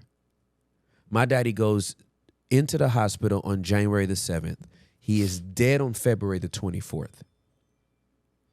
Gone. Cancer of the bile duct. I've never heard of it in my life. No. Cholangiocarcinoma. Never heard of it. I've never heard of it in my life. And it was good. It was good. Because that man's memory was not where he wanted it to be. Yeah. He was so depressed. Yeah. He was so frustrated that he couldn't even remember to pay his bills. Yeah. Yeah. He loved God. He loved my mama. And because he was such a manly man, to not even remember to keep the water on was like, what use am I? Thank you. Thank you. What use am I to the whole world? Yeah. What use am I to my wife? Yeah. I can't even remember our date night. Yeah. I don't remember our anniversary. Like, and I obviously I wasn't where I am right now Of course. Of course. in the last couple of months even. But just in the last probably 3 weeks, obviously I didn't know we were going to talk about this, but in the last 3 weeks, me and my mama have concluded. It was good. This was so good. This was so good for my daddy. Sucks for us. I love that you just said that. It broadens the parameters of the goodness of the Lord, draws us to him. Because I see people trying to escape what is essentially God's goodness. Yeah. That's what I see. Yeah. When I'm looking out into the congregation, when I'm having conversations on the side, I'm just like, there's something we're missing. Like there is a Yeah. very essential piece Yep. to this story that we are missing. Yep. Because our definitions are too narrow. Too narrow. And okay, thank you, Holy Spirit. Not just our definitions, our imaginations. I love that. Better. Better. What we imagine Better. good to be. Better. What we imagine good to be. Yeah. We literally are so limited in it Yeah. that we are just like, No, but Tim, that's where this started. Because when I was trying to imagine the Garden of Eden, I was imagining the botanical gardens. That's what I was imagining. Like I'm imagining, Yeah. just the beautiful. And I think the Garden of Eden really looked like what a land looks like before it's been cultivated. Or even if it wasn't that, it had the potential to be that. Because that's why Adam was put to work. So I'm like, we have to your point, expand our imagination on what creation looked like in this beautiful mix Yep. of work and dirt Yep. and like Yep. underdevelopment. Yep. And it was more than just a pretty color. yeah, you know? for sure. Yeah. So, let me co-sign that. The Promised Land. Oh, okay. Where's the tambourine? It's the Promised Land.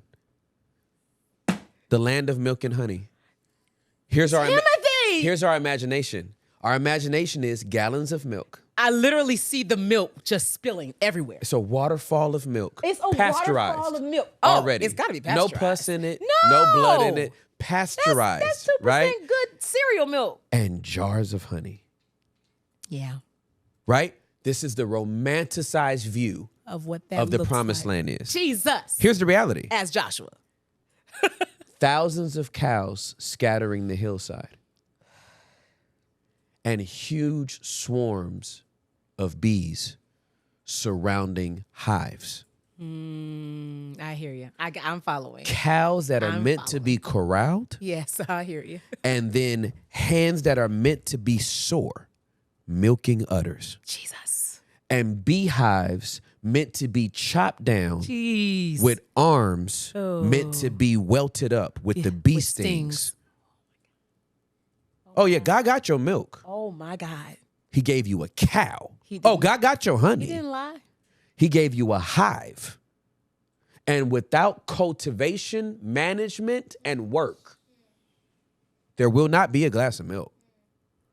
How many marriages could we save Oh my God. if we taught cultivation management? Oh, How many relationships? How many jobs could we save if we taught cultivation management and not just, oh, it can't be that hard? so let me tell you what would have happened to the promised land if people would have been lazy. They would have removed themselves from it under the guise of irreconcilable differences. Yeah, let's just call it that. When I hear irreconcilable differences, what you hear. here's what I hear. Nobody had humility. Irreconcilable? Yeah. Differences? Oh, yeah. Nobody had no humility. Nobody would corral the cows. Nobody would corral these cows. Nobody would put their ego down for the sake of the greater good. Nobody would put their greater good. pride Greater down. good. Okay? So let's keep going on good. Genesis 50:20. I like it better in King James, but I'll read it in NLT. You intended to harm me, but God intended it all for good. Joseph. He brought me to this position so I could save the lives of many people, which meant the pit was good. Yeah. Potiphar's house was good. Potiphar's wife's lie Right. was good. That jail. Prison was good. Now, let me say this. Let me say this. Yes. Obviously, we read it in English and we can lose Yeah. the sequence. Please correct me if I'm wrong. If y'all see me looking this way, my Hey, Paul. friend Paul is here as well. So Hebrews don't speak Egyptian, and they are despised shepherds. Yeah. So when he is sold into slavery, Yeah. we cannot assume he knows Egyptian. The language. We cannot assume he knows the language. He's picking up on the language by the time he's in Potiphar's Yes. house. Over time. But in prison, I believe that's where he became fluent.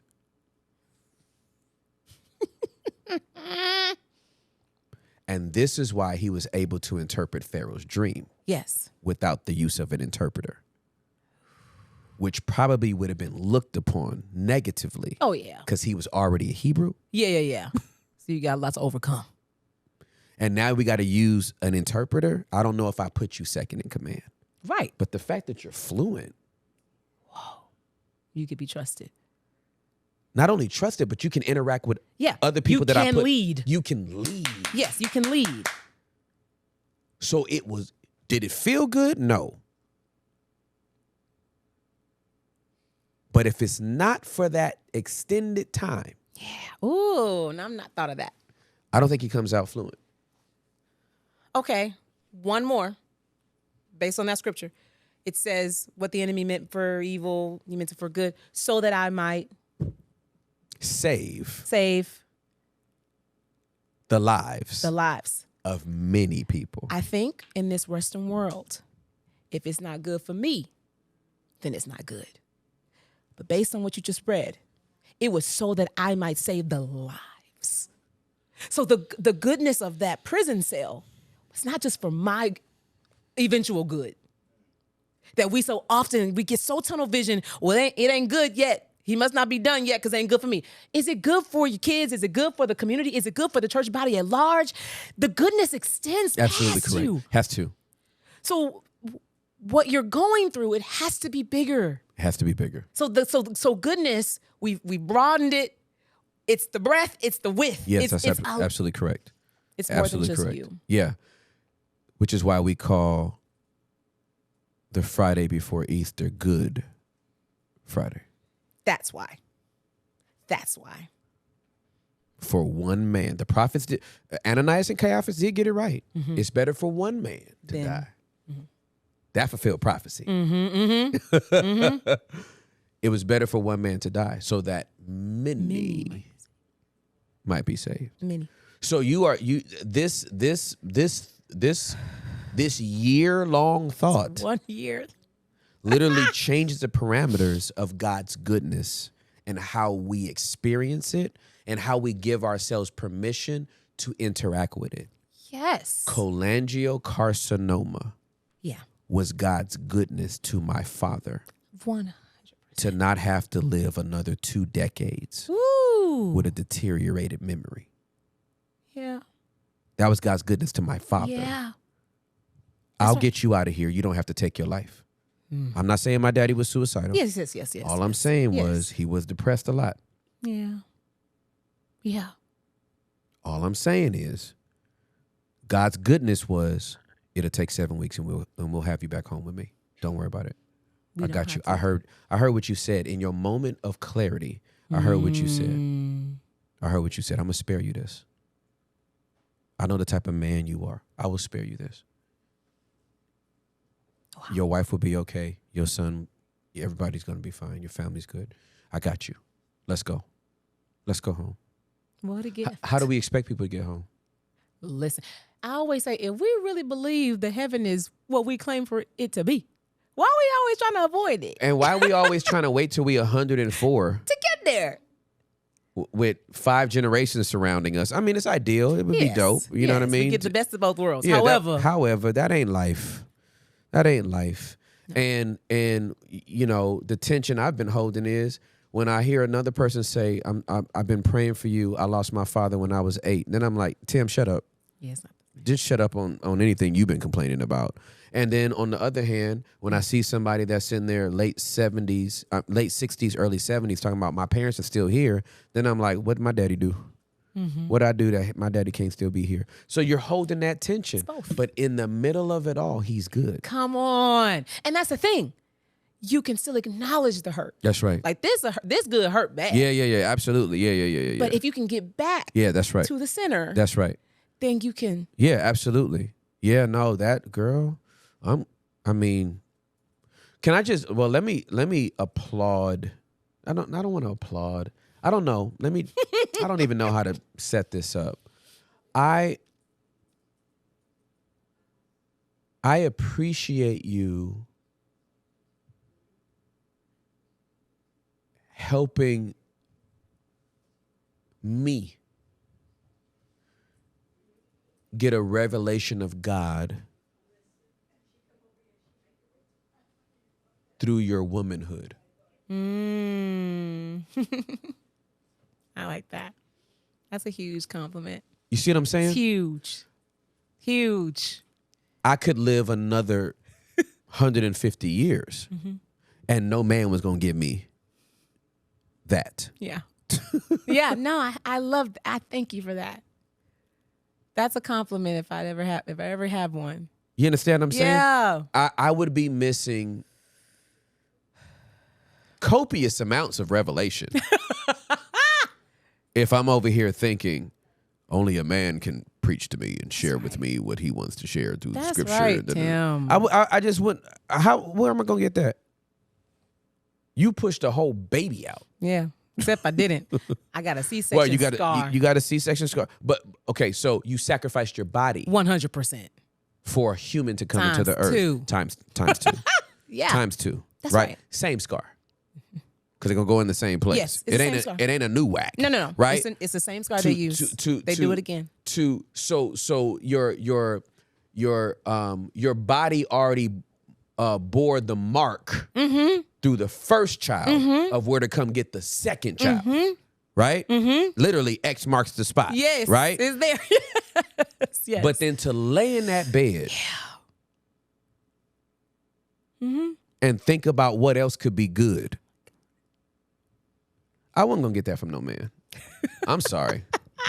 I know that's a thing. And It's some a thing. guys, It's a thing. I know, I get it. And some women too. Some women believe Sure. in Oh, it. no. You know what I mean? It's It a ain't just thing. men. No. It's There's a thing. some women too that.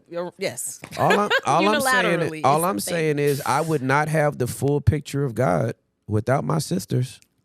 I just wouldn't. You just wouldn't. I wouldn't have the full revelation of him without a woman testifying and saying so, Come on. and having a theological framework by which to present it. I mean, I ain't trying to start another conversation. Listen, don't get me started. I'm just Don't saying. get me started. I'm just Because saying. wasn't it Hagar that named God first? Mm. Jehovah Elroy? Mm. But I think obviously both are needed, and we miss out. Yeah, We miss out when we don't have both. yeah, we do. Which is why distinction is so important. It is. That's why distinction is so important. He created the distinction. He did. Not Intentionally. for half of his distinction to be ignored. No. Come Devalued, objectified, Okay. silenced. on. Okay. I'm saying that. Oh, I listen. There's So- a reason why I love you. It was on purpose. Yeah, it was on God purpose. did it on purpose. He did it on purpose. And so, I mean, you just gave me an extravagant gift with that, because Thank I am you. like, it just, first of all, you just gave me language to how I felt about my dad the last 3 weeks. Like literally, me and my mom. Oh, it was good. Yeah. It was good. When does Paul say it was good that I was afflicted, that I may learn your statutes?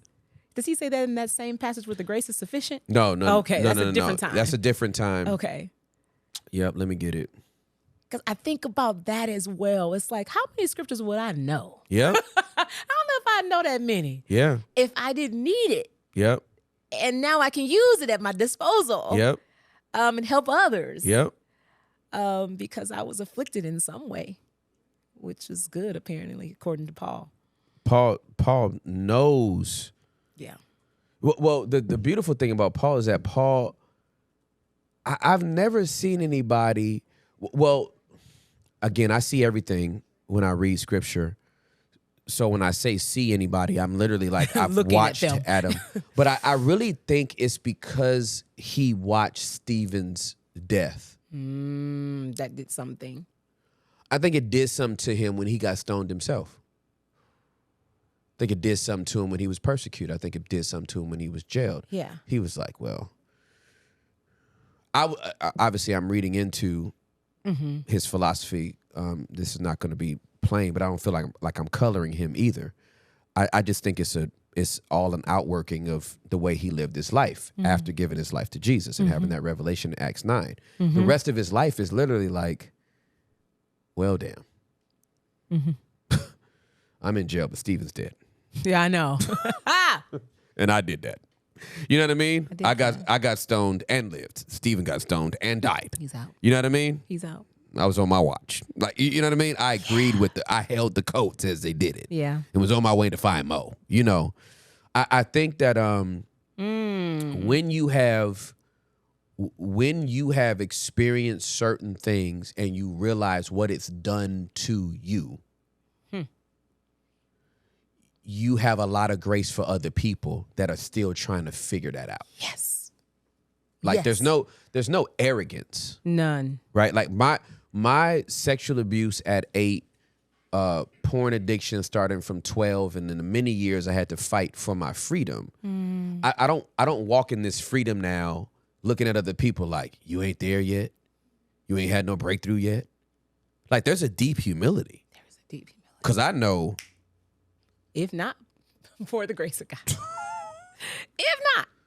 So even when somebody falls, I can hold space for them, understanding that, that would have been me. So how would you describe the easy. person that doesn't? Like, because it's not that people that don't have grace have never gone through anything.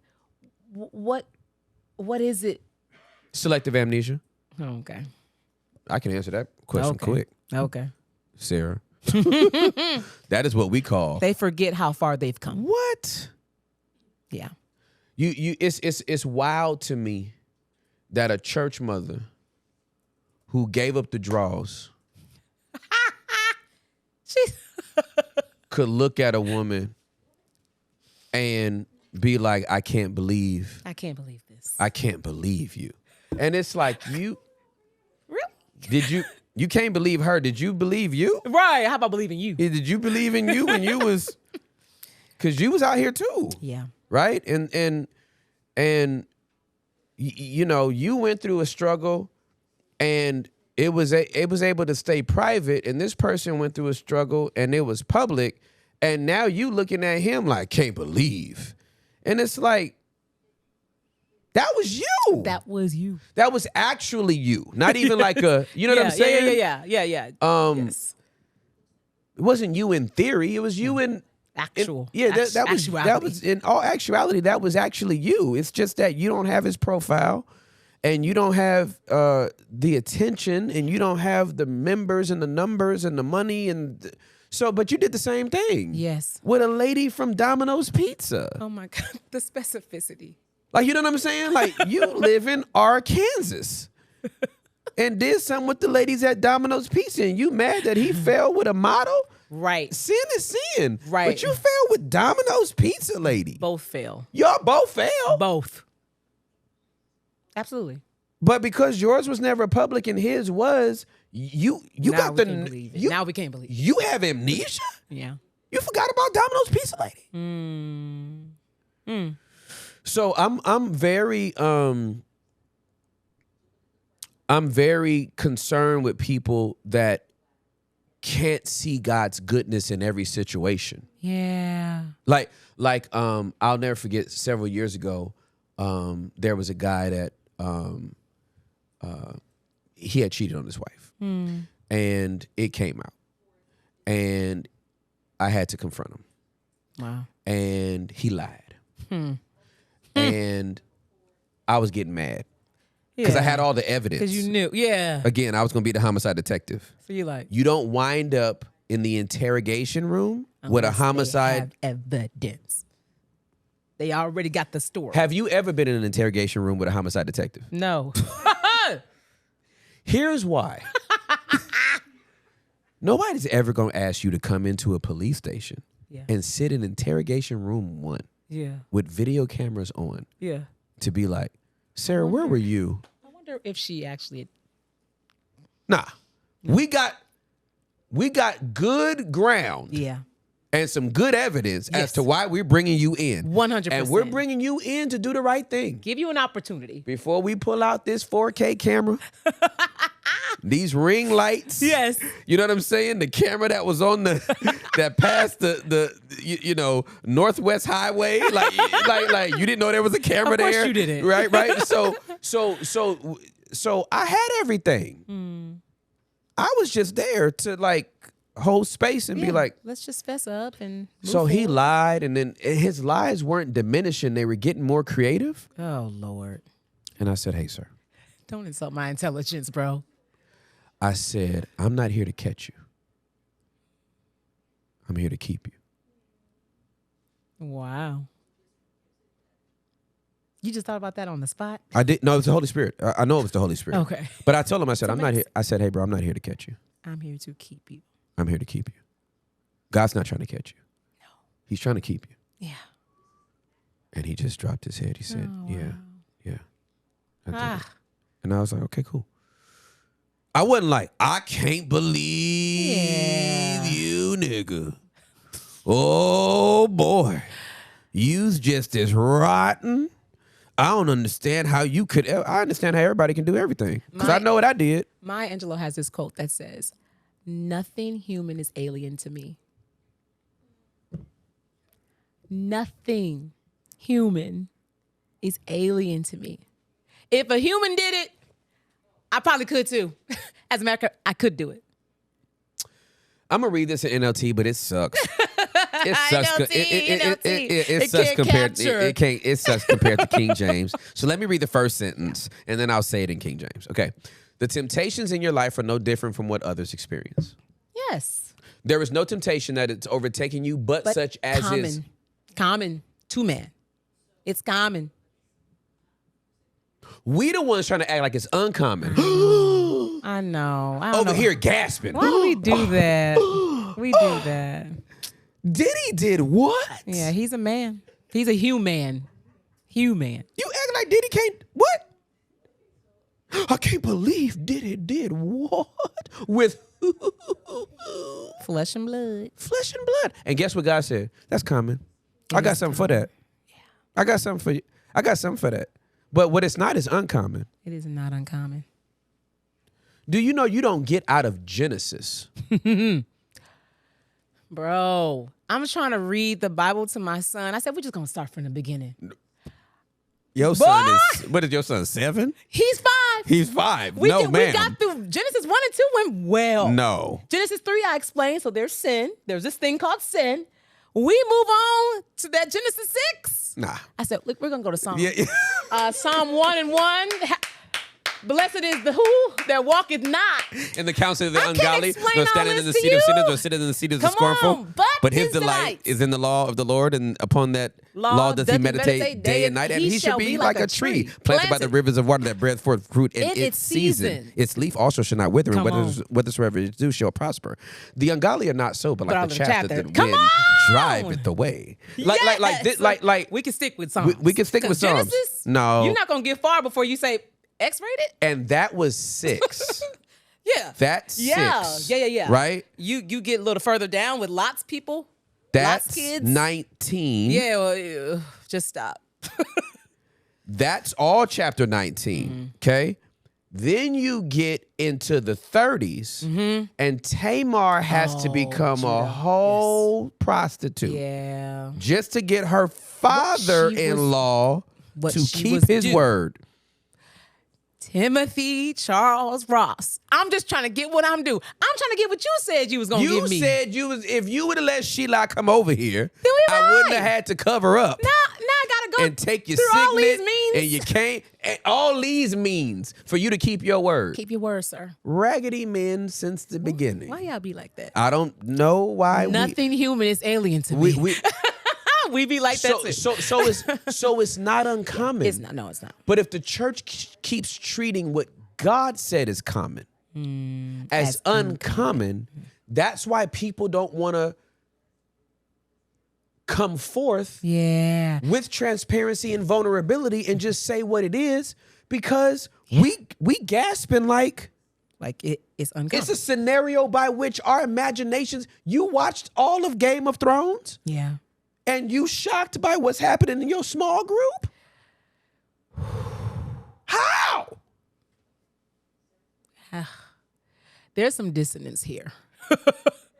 There's some dissonance here because the way in which we are entertained by all of this debauchery, and then when we find out somebody is in the same debauchery that we just binge watched, Binge watched. and all of a sudden now we're too Yeah, we don't know how Holy to to process. we don't know how to deal with it, and then we want to minimize it, and we want to call it a mistake instead of a sin. right. And we want to forgive it because you're also complicit because you do it too. Oh my God. And so now listen, child, I'm over here like, nah, fam. We got to hold the tension between this is common to everybody and there's consequences. There are consequences. There's There are consequences to sin. consequences. There's consequences to our behavior. And the higher you are up as a leader, those consequences are more dire. Yeah. You get to the level that we've played on, Yeah. it's a one and done sport, Yeah. right? You Yeah. ain't But singing. I think what happens is those consequences are sometimes interpreted as, unforgiveness or like some You're type not of showing grace. Yeah. Yeah. Blacklisting. A lack of grace. Excommunication. It's No, like, no. no. You just had a consequence. We Right. still love you. Yeah, absolutely. If we're able to show that in small ways, Yeah, absolutely. then maybe when it happens in a big way, we could process it better. So here, somebody was asking me about the remove. Like, do you have to remove this person Yeah. if they fall? Yeah, and yeah. my analogy is, if this person was, here's the analogy, as I said it. Ben Johnson beat Carl Lewis in the Olympics. Yeah. Except Ben Johnson got into the starting block and his eyes were not white. They were blood red. Everybody knew he was doping He's on when he got into the blocks. Wow. I'm surprised when he peed, it didn't was burn a hole red. through the cup. Red. Right? But after his urine sample came back, his gold medal was given to Carl Lewis, and he Yeah. was banned from the Olympics. We literally just got a Carl Lewis poster put in our gym. Did you really? I just told my friend that we got a Carl Lewis. Oh, this is funny that you bring that up. Yeah. Feels, sports. So Carl Lewis Yeah. winds up getting the gold medal, Yeah. Ben Johnson is banned from the Olympics. The International Olympic Committee says Yeah. you can still run. Ha! Just not You disqualified yourself from running here. here. We did not disqualify you. You did that. You did that. So for us not to make that practical, Yeah. Paul said not many of you should be teachers. Because there's a higher standard. The standard is higher. Yeah. The responsibility is higher. Yeah. He didn't say this, but I'm saying the rewards are higher when you get to that level, but so are the consequences. Are more dire. I just wish we could. How do we exercise that in small ways? But let me say this. Let me say this before we exercise it, because I think this needs to be. I think this needs to be very much fleshed out. Okay. The pulpit and politics, preachers and politicians, are scrutinized more than any other career Oh, 100%. or position Yes. in the history of the world. No doubt. Right? Yes. No argument there. For one fundamental reason. Both politicians and preachers hold the only position that symbolizes morality. Okay. Processing. 100%. It doesn't symbolize that you're infallible. No. But it does symbolize representing. you represent Yeah. not perfection, No. but you represent a moral standard Yes. that others can ascribe to. Yes. Not perfection for other people to adhere to or come up to, a standard. A standard. Which means you discipline yourself in a different way than others. Not that you can get caught up like others, but because of the position you chose You did choose it. to fill Yes. the space of, you have to discipline yourself different, and we expect you to. We do. We don't expect you to be perfect. No. We don't expect you not to fall, not to stumble, not to be tempted. We expect that there's certain things you will not do. Yes. You that here. And if you do that, you're rewarded handsomely Yeah. for years. And if you don't do that, you got to get out of here. One of my favorite Bible characters, if not my favorite, is John the Baptist.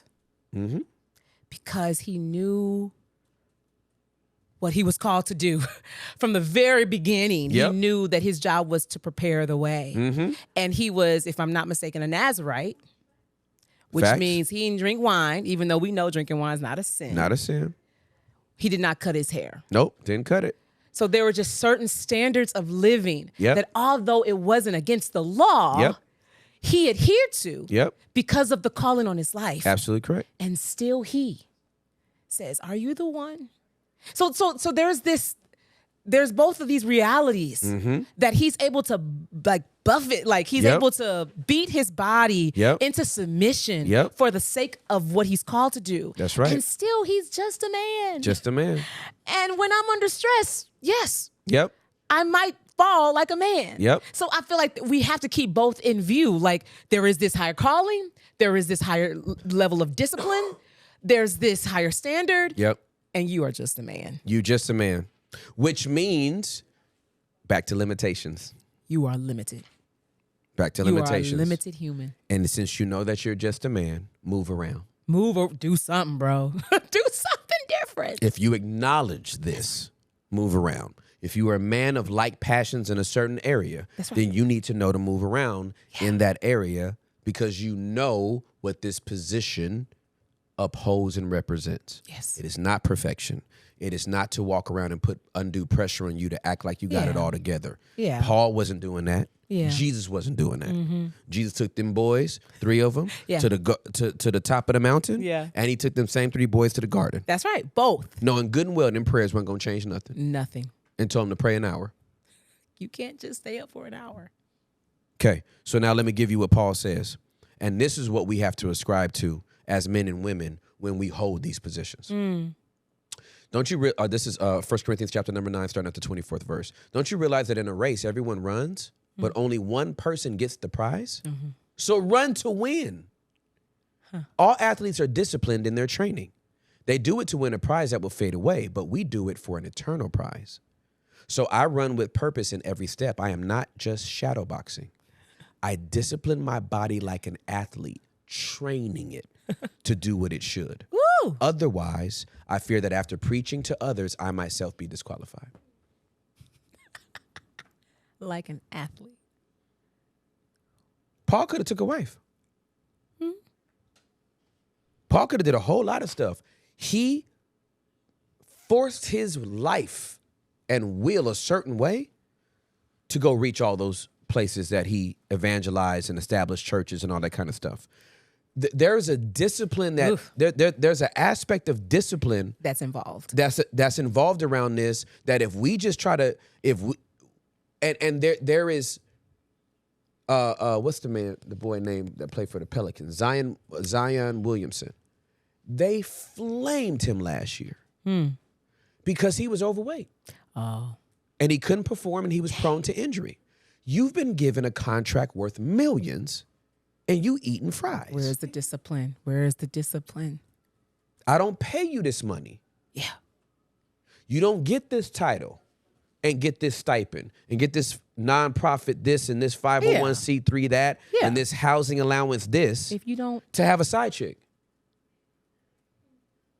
We did not give you a parish in certain denominations, right? Yeah. And a home and this and that, and set you up to be our resident theologian within this community, within this community, for you to embezzle the funds. No.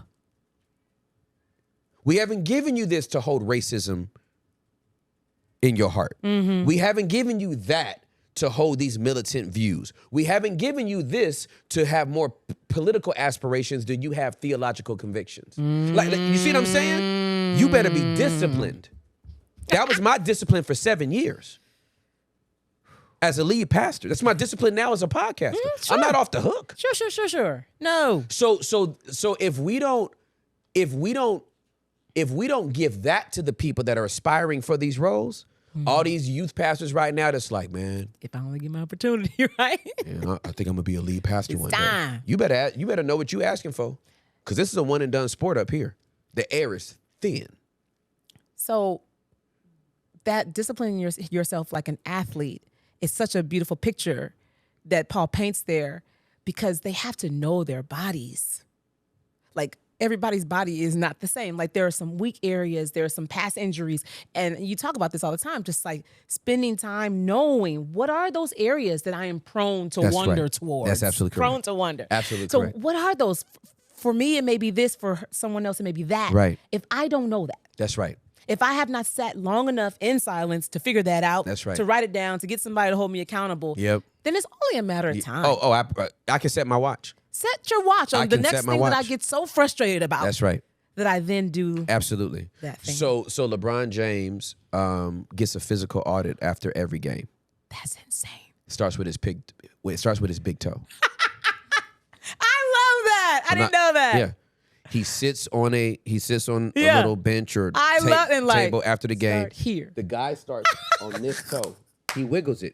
How does that Does that feel? hurt? Good. The next one. Tension? Boom, boom.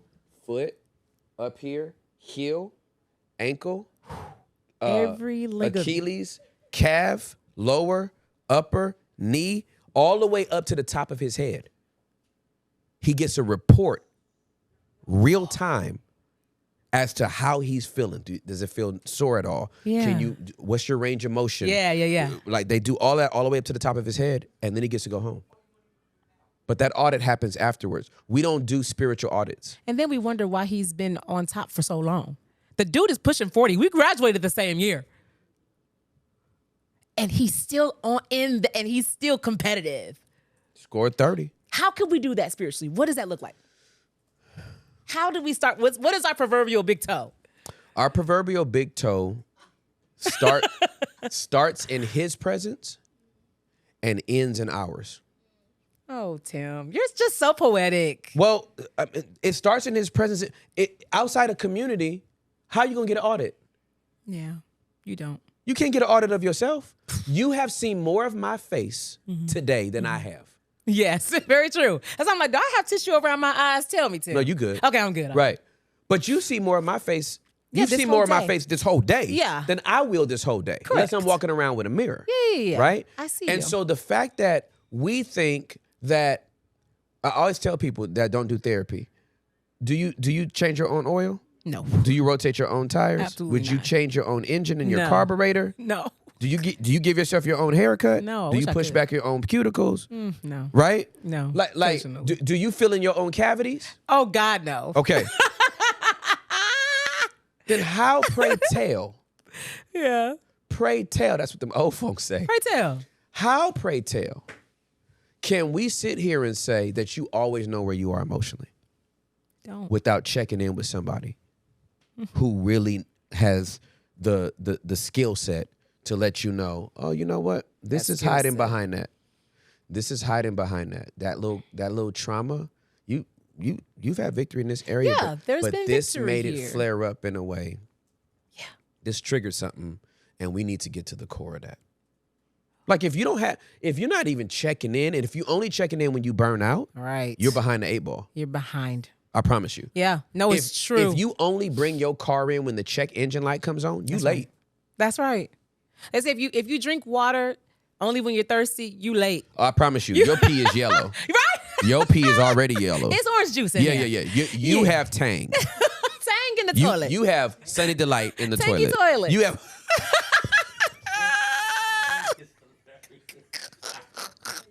Drink some water. Stop playing with me. Tangy toilet has ended my day early. Lord have mercy You on can't my wait soul. till you're thirsty, sis. Tangy I'm toilet preaching is to the. wild. I'm preaching to myself right Hey, now. listen, I drink so I this wish is- you got a gallon. Yeah, I got a gallon. And if you think I haven't been drinking this water, I actually have 2 of these. One stays in the car, one stays with me, and I get it filled up often. And I know when to stop water when the pee is too clear. That's when I know I can, as you pull up your glass. I probably done had about 4 ounces today. Cheers. Hydration is important. But I'm going to tell you, I know when it's time to stop drinking water when the pee is clear. Yeah, that's the indicator. I'm like, okay. The physical indicator. Yeah, the physical indicator. And so for your mind to be clear, Yeah. for your heart to be clear. You knew you were going there, didn't you? I'm just going along with the ride. For your mind your to be mind clear, to be for your clear. heart to be clear. Okay. Like for your conscience to be clear, you have to check in with it. You got to know what is my tone with my wife? What is my tone with my kids? What is my capacity to listen? Am I getting agitated? Yeah. Am I hungry? Am I this? Am I that? Am I the other? And so It's an emotional workout. it is. It is. And so here's what happens. Because it takes discipline. So here's the thing. I know you're going somewhere. It takes the same amount of effort to keep a six pack as getting one. See, we think there's a mountaintop, then you get a break. Yeah. There's no break. You know what I'm saying? Yeah, Like, no, you're right. 59, 50, 57, 50, 60, 61, 7,002, 7,003, 10,000. Oh, six pack, but 2% body fat. Look at that. I'm done. Six pack unlocked, achieved. Guess what you're going to have to do to keep a six pack? Eat as clean as you clean were as eating possible. when you were trying to get it. That's right. Guess what you're going to have to do to keep that six pack? As much exercise as it took to get the six pack. Maintain. So the maintenance required is as much as the work that was required. Yeah. It's the same. And when you, like with anything, we do this with our diet, and we don't think we do this with our spiritual diet, but we do. We want a cheat day. I'm tired of broccolini. Drizzled with grilled olive chicken. oil. I had enough. I want oxtails, Come dirty on. rice, right? With dessert. With dessert. It's a cheat day. And we want a cheat day. Yeah. And Ooh. That's but your cheat day can't be porn. Your cheat day spiritually can't be, I'm gonna throw an attitude. yeah. Like you see what I'm saying? Like you gotta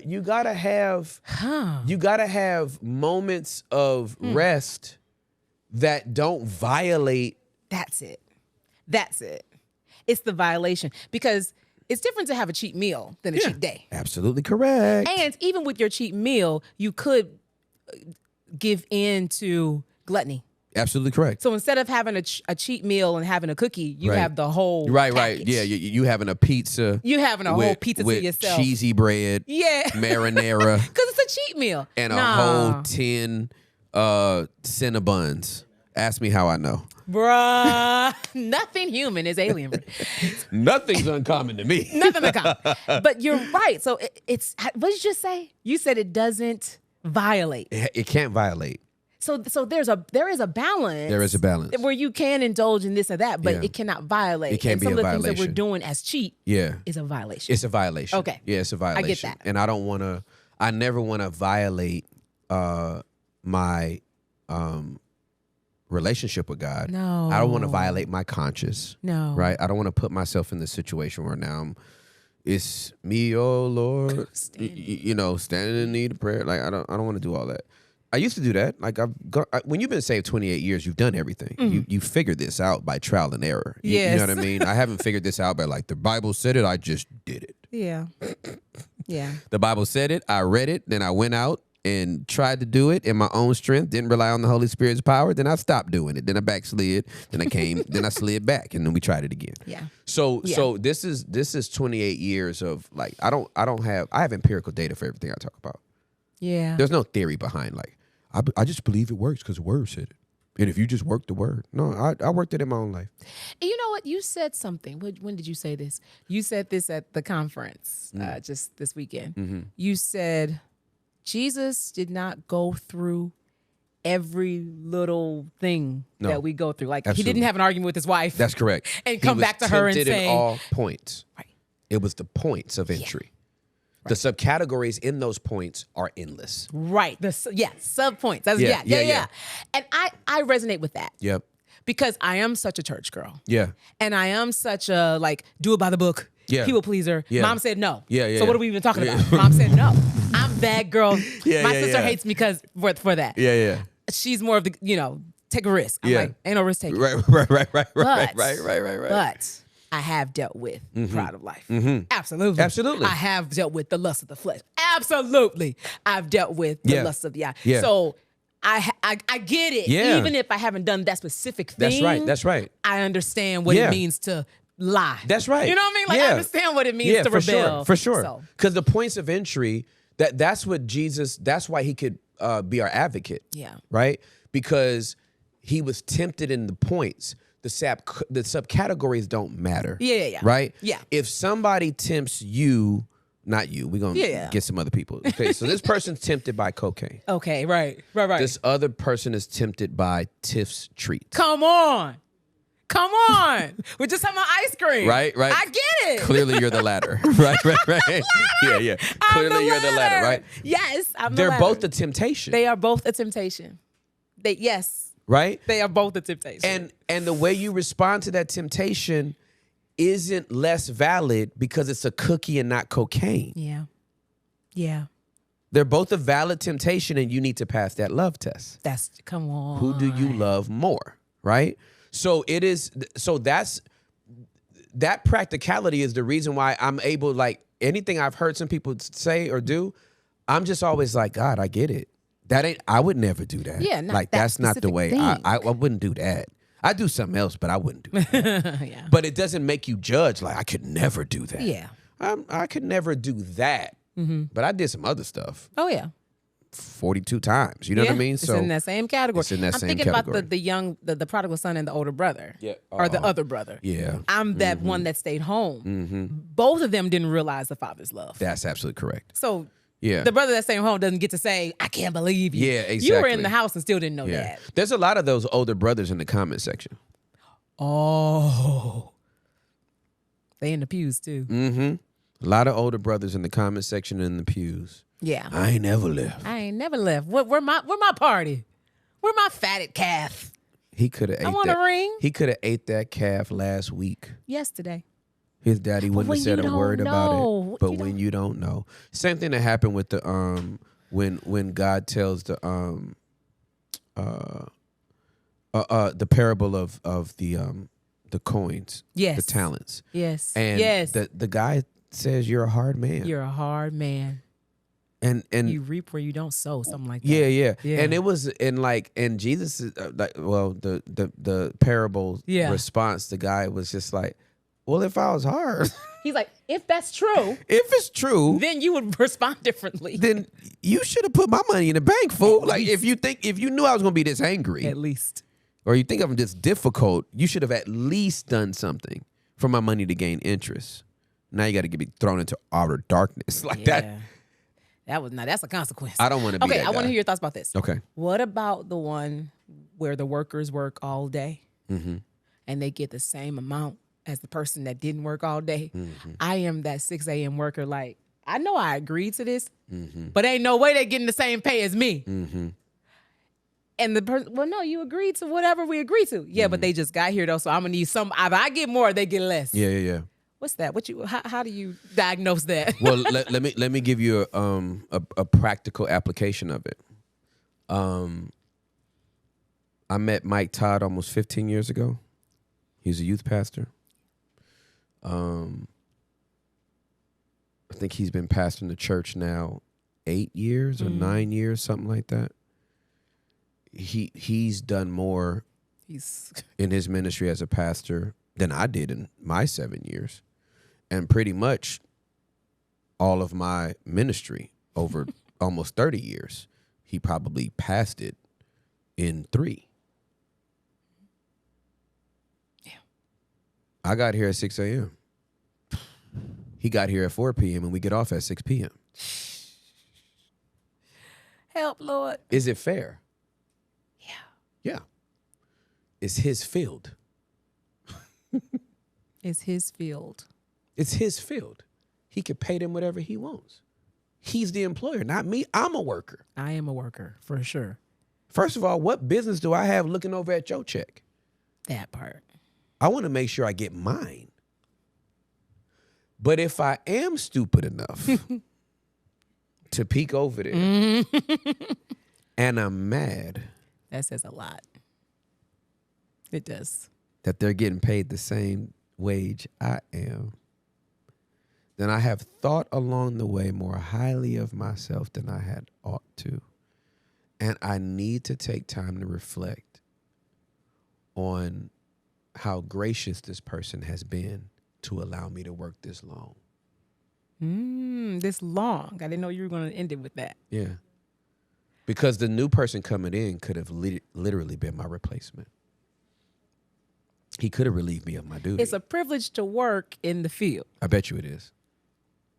I'm not doing him a favor. No, I bet. He's doing me a favor to let me work in the field. Yeah. This thought. I like that. This thought. I like that. Yeah. This thought that we're God's gift to ministry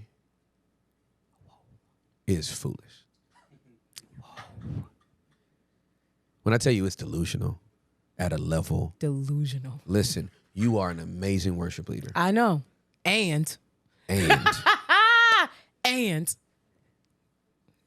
the work will go on.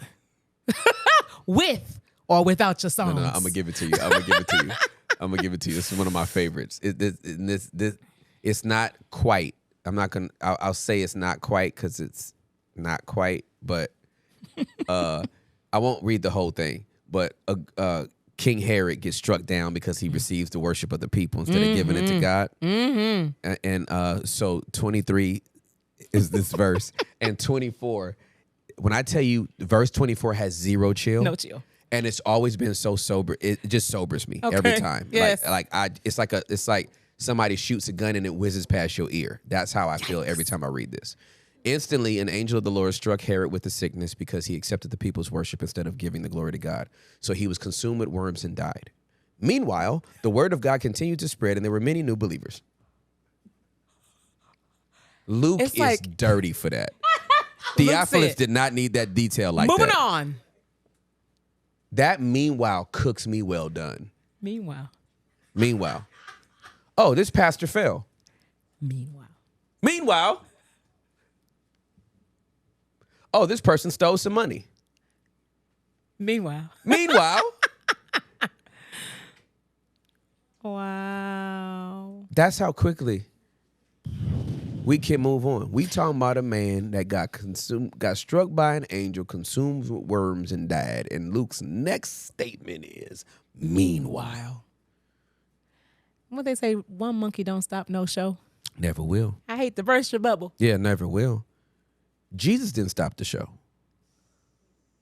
Uh-oh.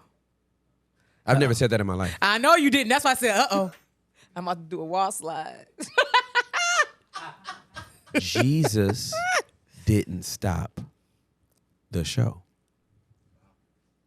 Because he asked to do something different 3 times. And the Father said, nothing Nope. has changed. His disciples didn't stop the show. It's 2,000 something years later. Show's still going on. So certainly I'm not going to stop it. Let me I tell you don't have a something. chance. If the gates of hell won't prevail against the Lord's church, you think a scandal will? No. Nothing is that heinous. Do we want a scandal to break out? I don't want nobody to be in no scandal. No. But guess what'll happen just in case your scandal come out? Meanwhile. Let me find. Guess what happens if Prophet Cat Williams' word is true and everybody gets exposed? The church gonna keep going. Meanwhile, That's what I say. Meanwhile. let it hit the news that this pastor failed and that pastor failed and this evangelist failed and this prophet failed. Meanwhile, the church is still gonna go on, and it'll probably get stronger after the purge. The purge. Mm-hmm. It's a privilege to work in the field. It is. It's just a That privilege. was profound. I'm sorry. yeah, I'm yeah. still there. It is just a privilege. He paid me. Yeah, the fact that he paid you a wage Wow. to work in his field and empowered you to work in the field. And I have the nerve to look to the left or right. I wave at everybody coming in. I'm not threatened by nobody. They can take my spot. Preston and Jackie Hill went on tour. Yeah. I paid for the tour when they come to Dallas. Oh, I love that. I bought my tickets. Heck yeah. I didn't ask for no hookup. Yeah. That we're not in competition. Ever. I Ever. support my brother and my sister.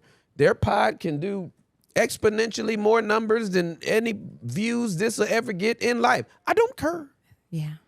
Yeah. I'm just doing my thing, and they're doing their thing, and the wages, the checks is cut by somebody above my pay grade. Mm-hmm. I'm not the accountant. Just a worker. I'm just a worker. Just a worker. Just chilling. So that's that. That was so good.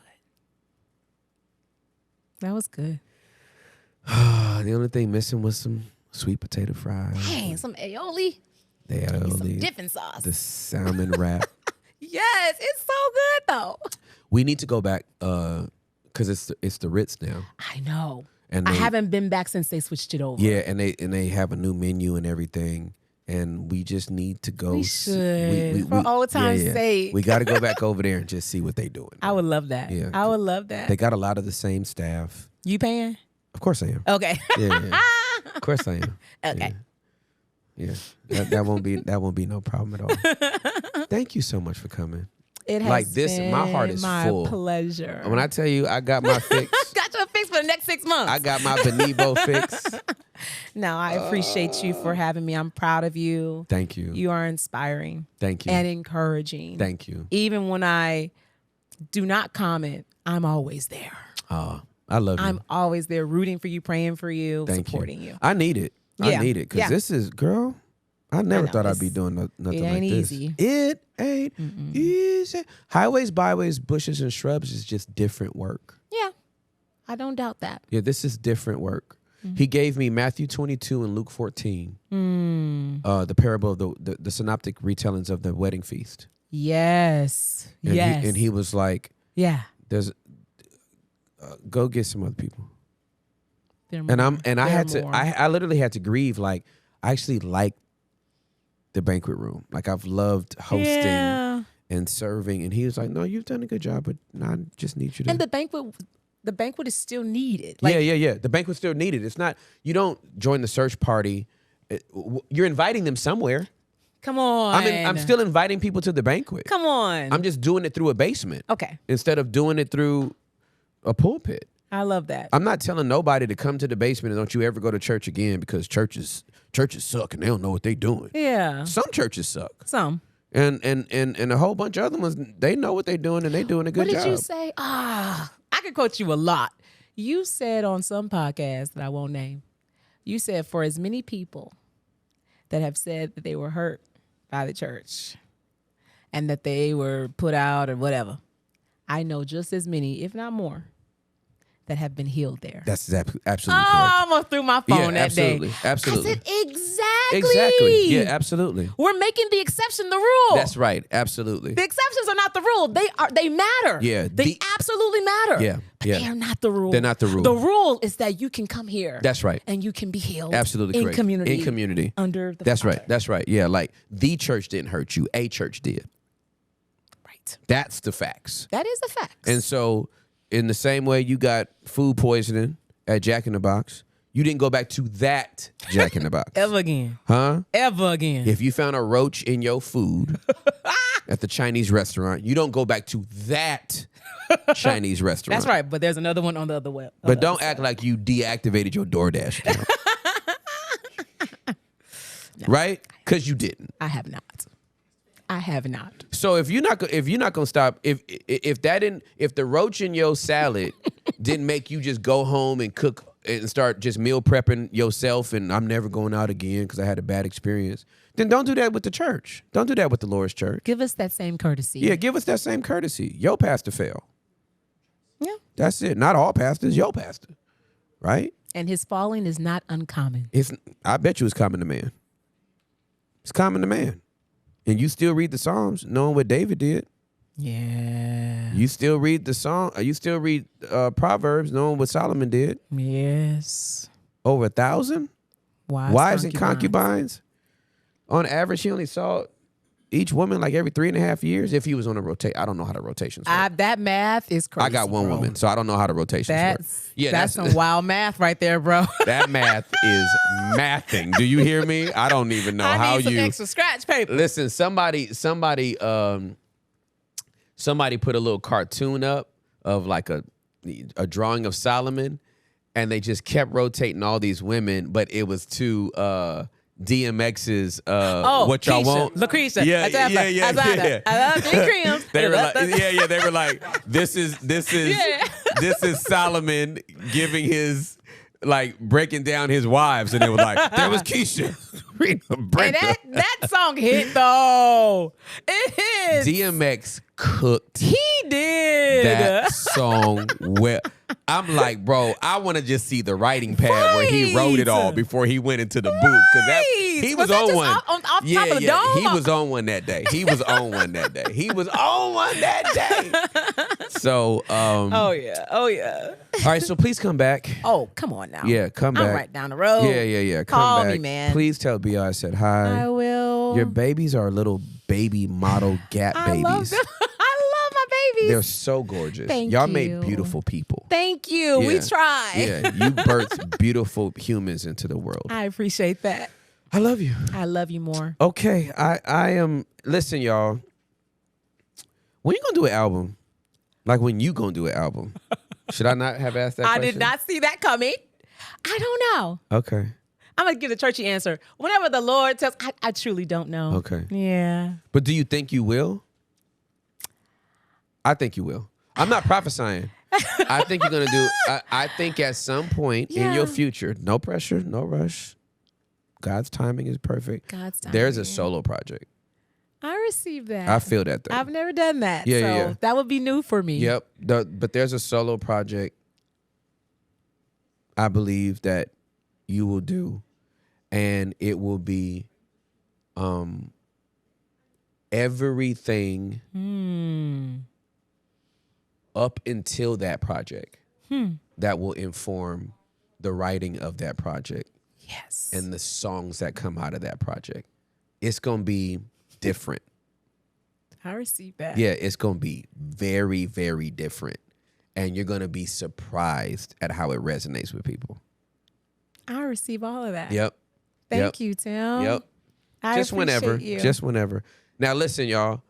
Y'all probably, the mics are good, but they're not probably that good. When I tell you, my stomach has been rumbling the last Yeah, because you only had oatmeal. oatmeal or That whatever. don't- But that's- I what I think it's some gas Oh my God. that Got trapped. my body knows I won't let out while I'm potting. I'm not gonna poot in front of my guests. Tim, let it out. I'm not gonna fart in front of my guests. Cause I feel it rumbling, but then I don't feel like the pressure is not like I Maybe you need fart. to poop. Maybe I do. But I had good oatmeal. I mean, you've been drinking good water. and I've been That drinking helps. good water. Yeah, and because all of our water in the whole house is filtered. Ooh. Yeah. So that helps. It does help. It does help. It helps with the clarity. Yeah. And anyway, we're big on bowel movements too. I mean, I got 2 babies, so Yeah, you know, yeah, bowel exactly. movements tell you everything about their health. Everything. I investigate me and too. Bio are very serious. Let me about tell you it. something. I turn around and I look. What just came What- out of me? Does she need more vegetables? What- Does she need more liquid? No, you gotta poop- know. The poop tells the poop story. is telling you how your body's doing. That's right. It is the lab results on the other Nathan side. said, I thought we was talking about Nathan knows how much we value boo-booing in here. Yeah. He couldn't even deny it. Yeah. He knows. He knows. Okay, Sarah, Yes. I love you. I love Thank you. you. Thank you for being here. Thank you for just being. I appreciate you for accepting my being. Being looks good on you. Thank you. Being looks very good on you. I appreciate you. All right, y'all. Until next time, I'll see y'all. Bye. Yeah, so press B with me and let's let whatever gon' be just be. Yeah, so press B with me and let's let whatever gon' be just be.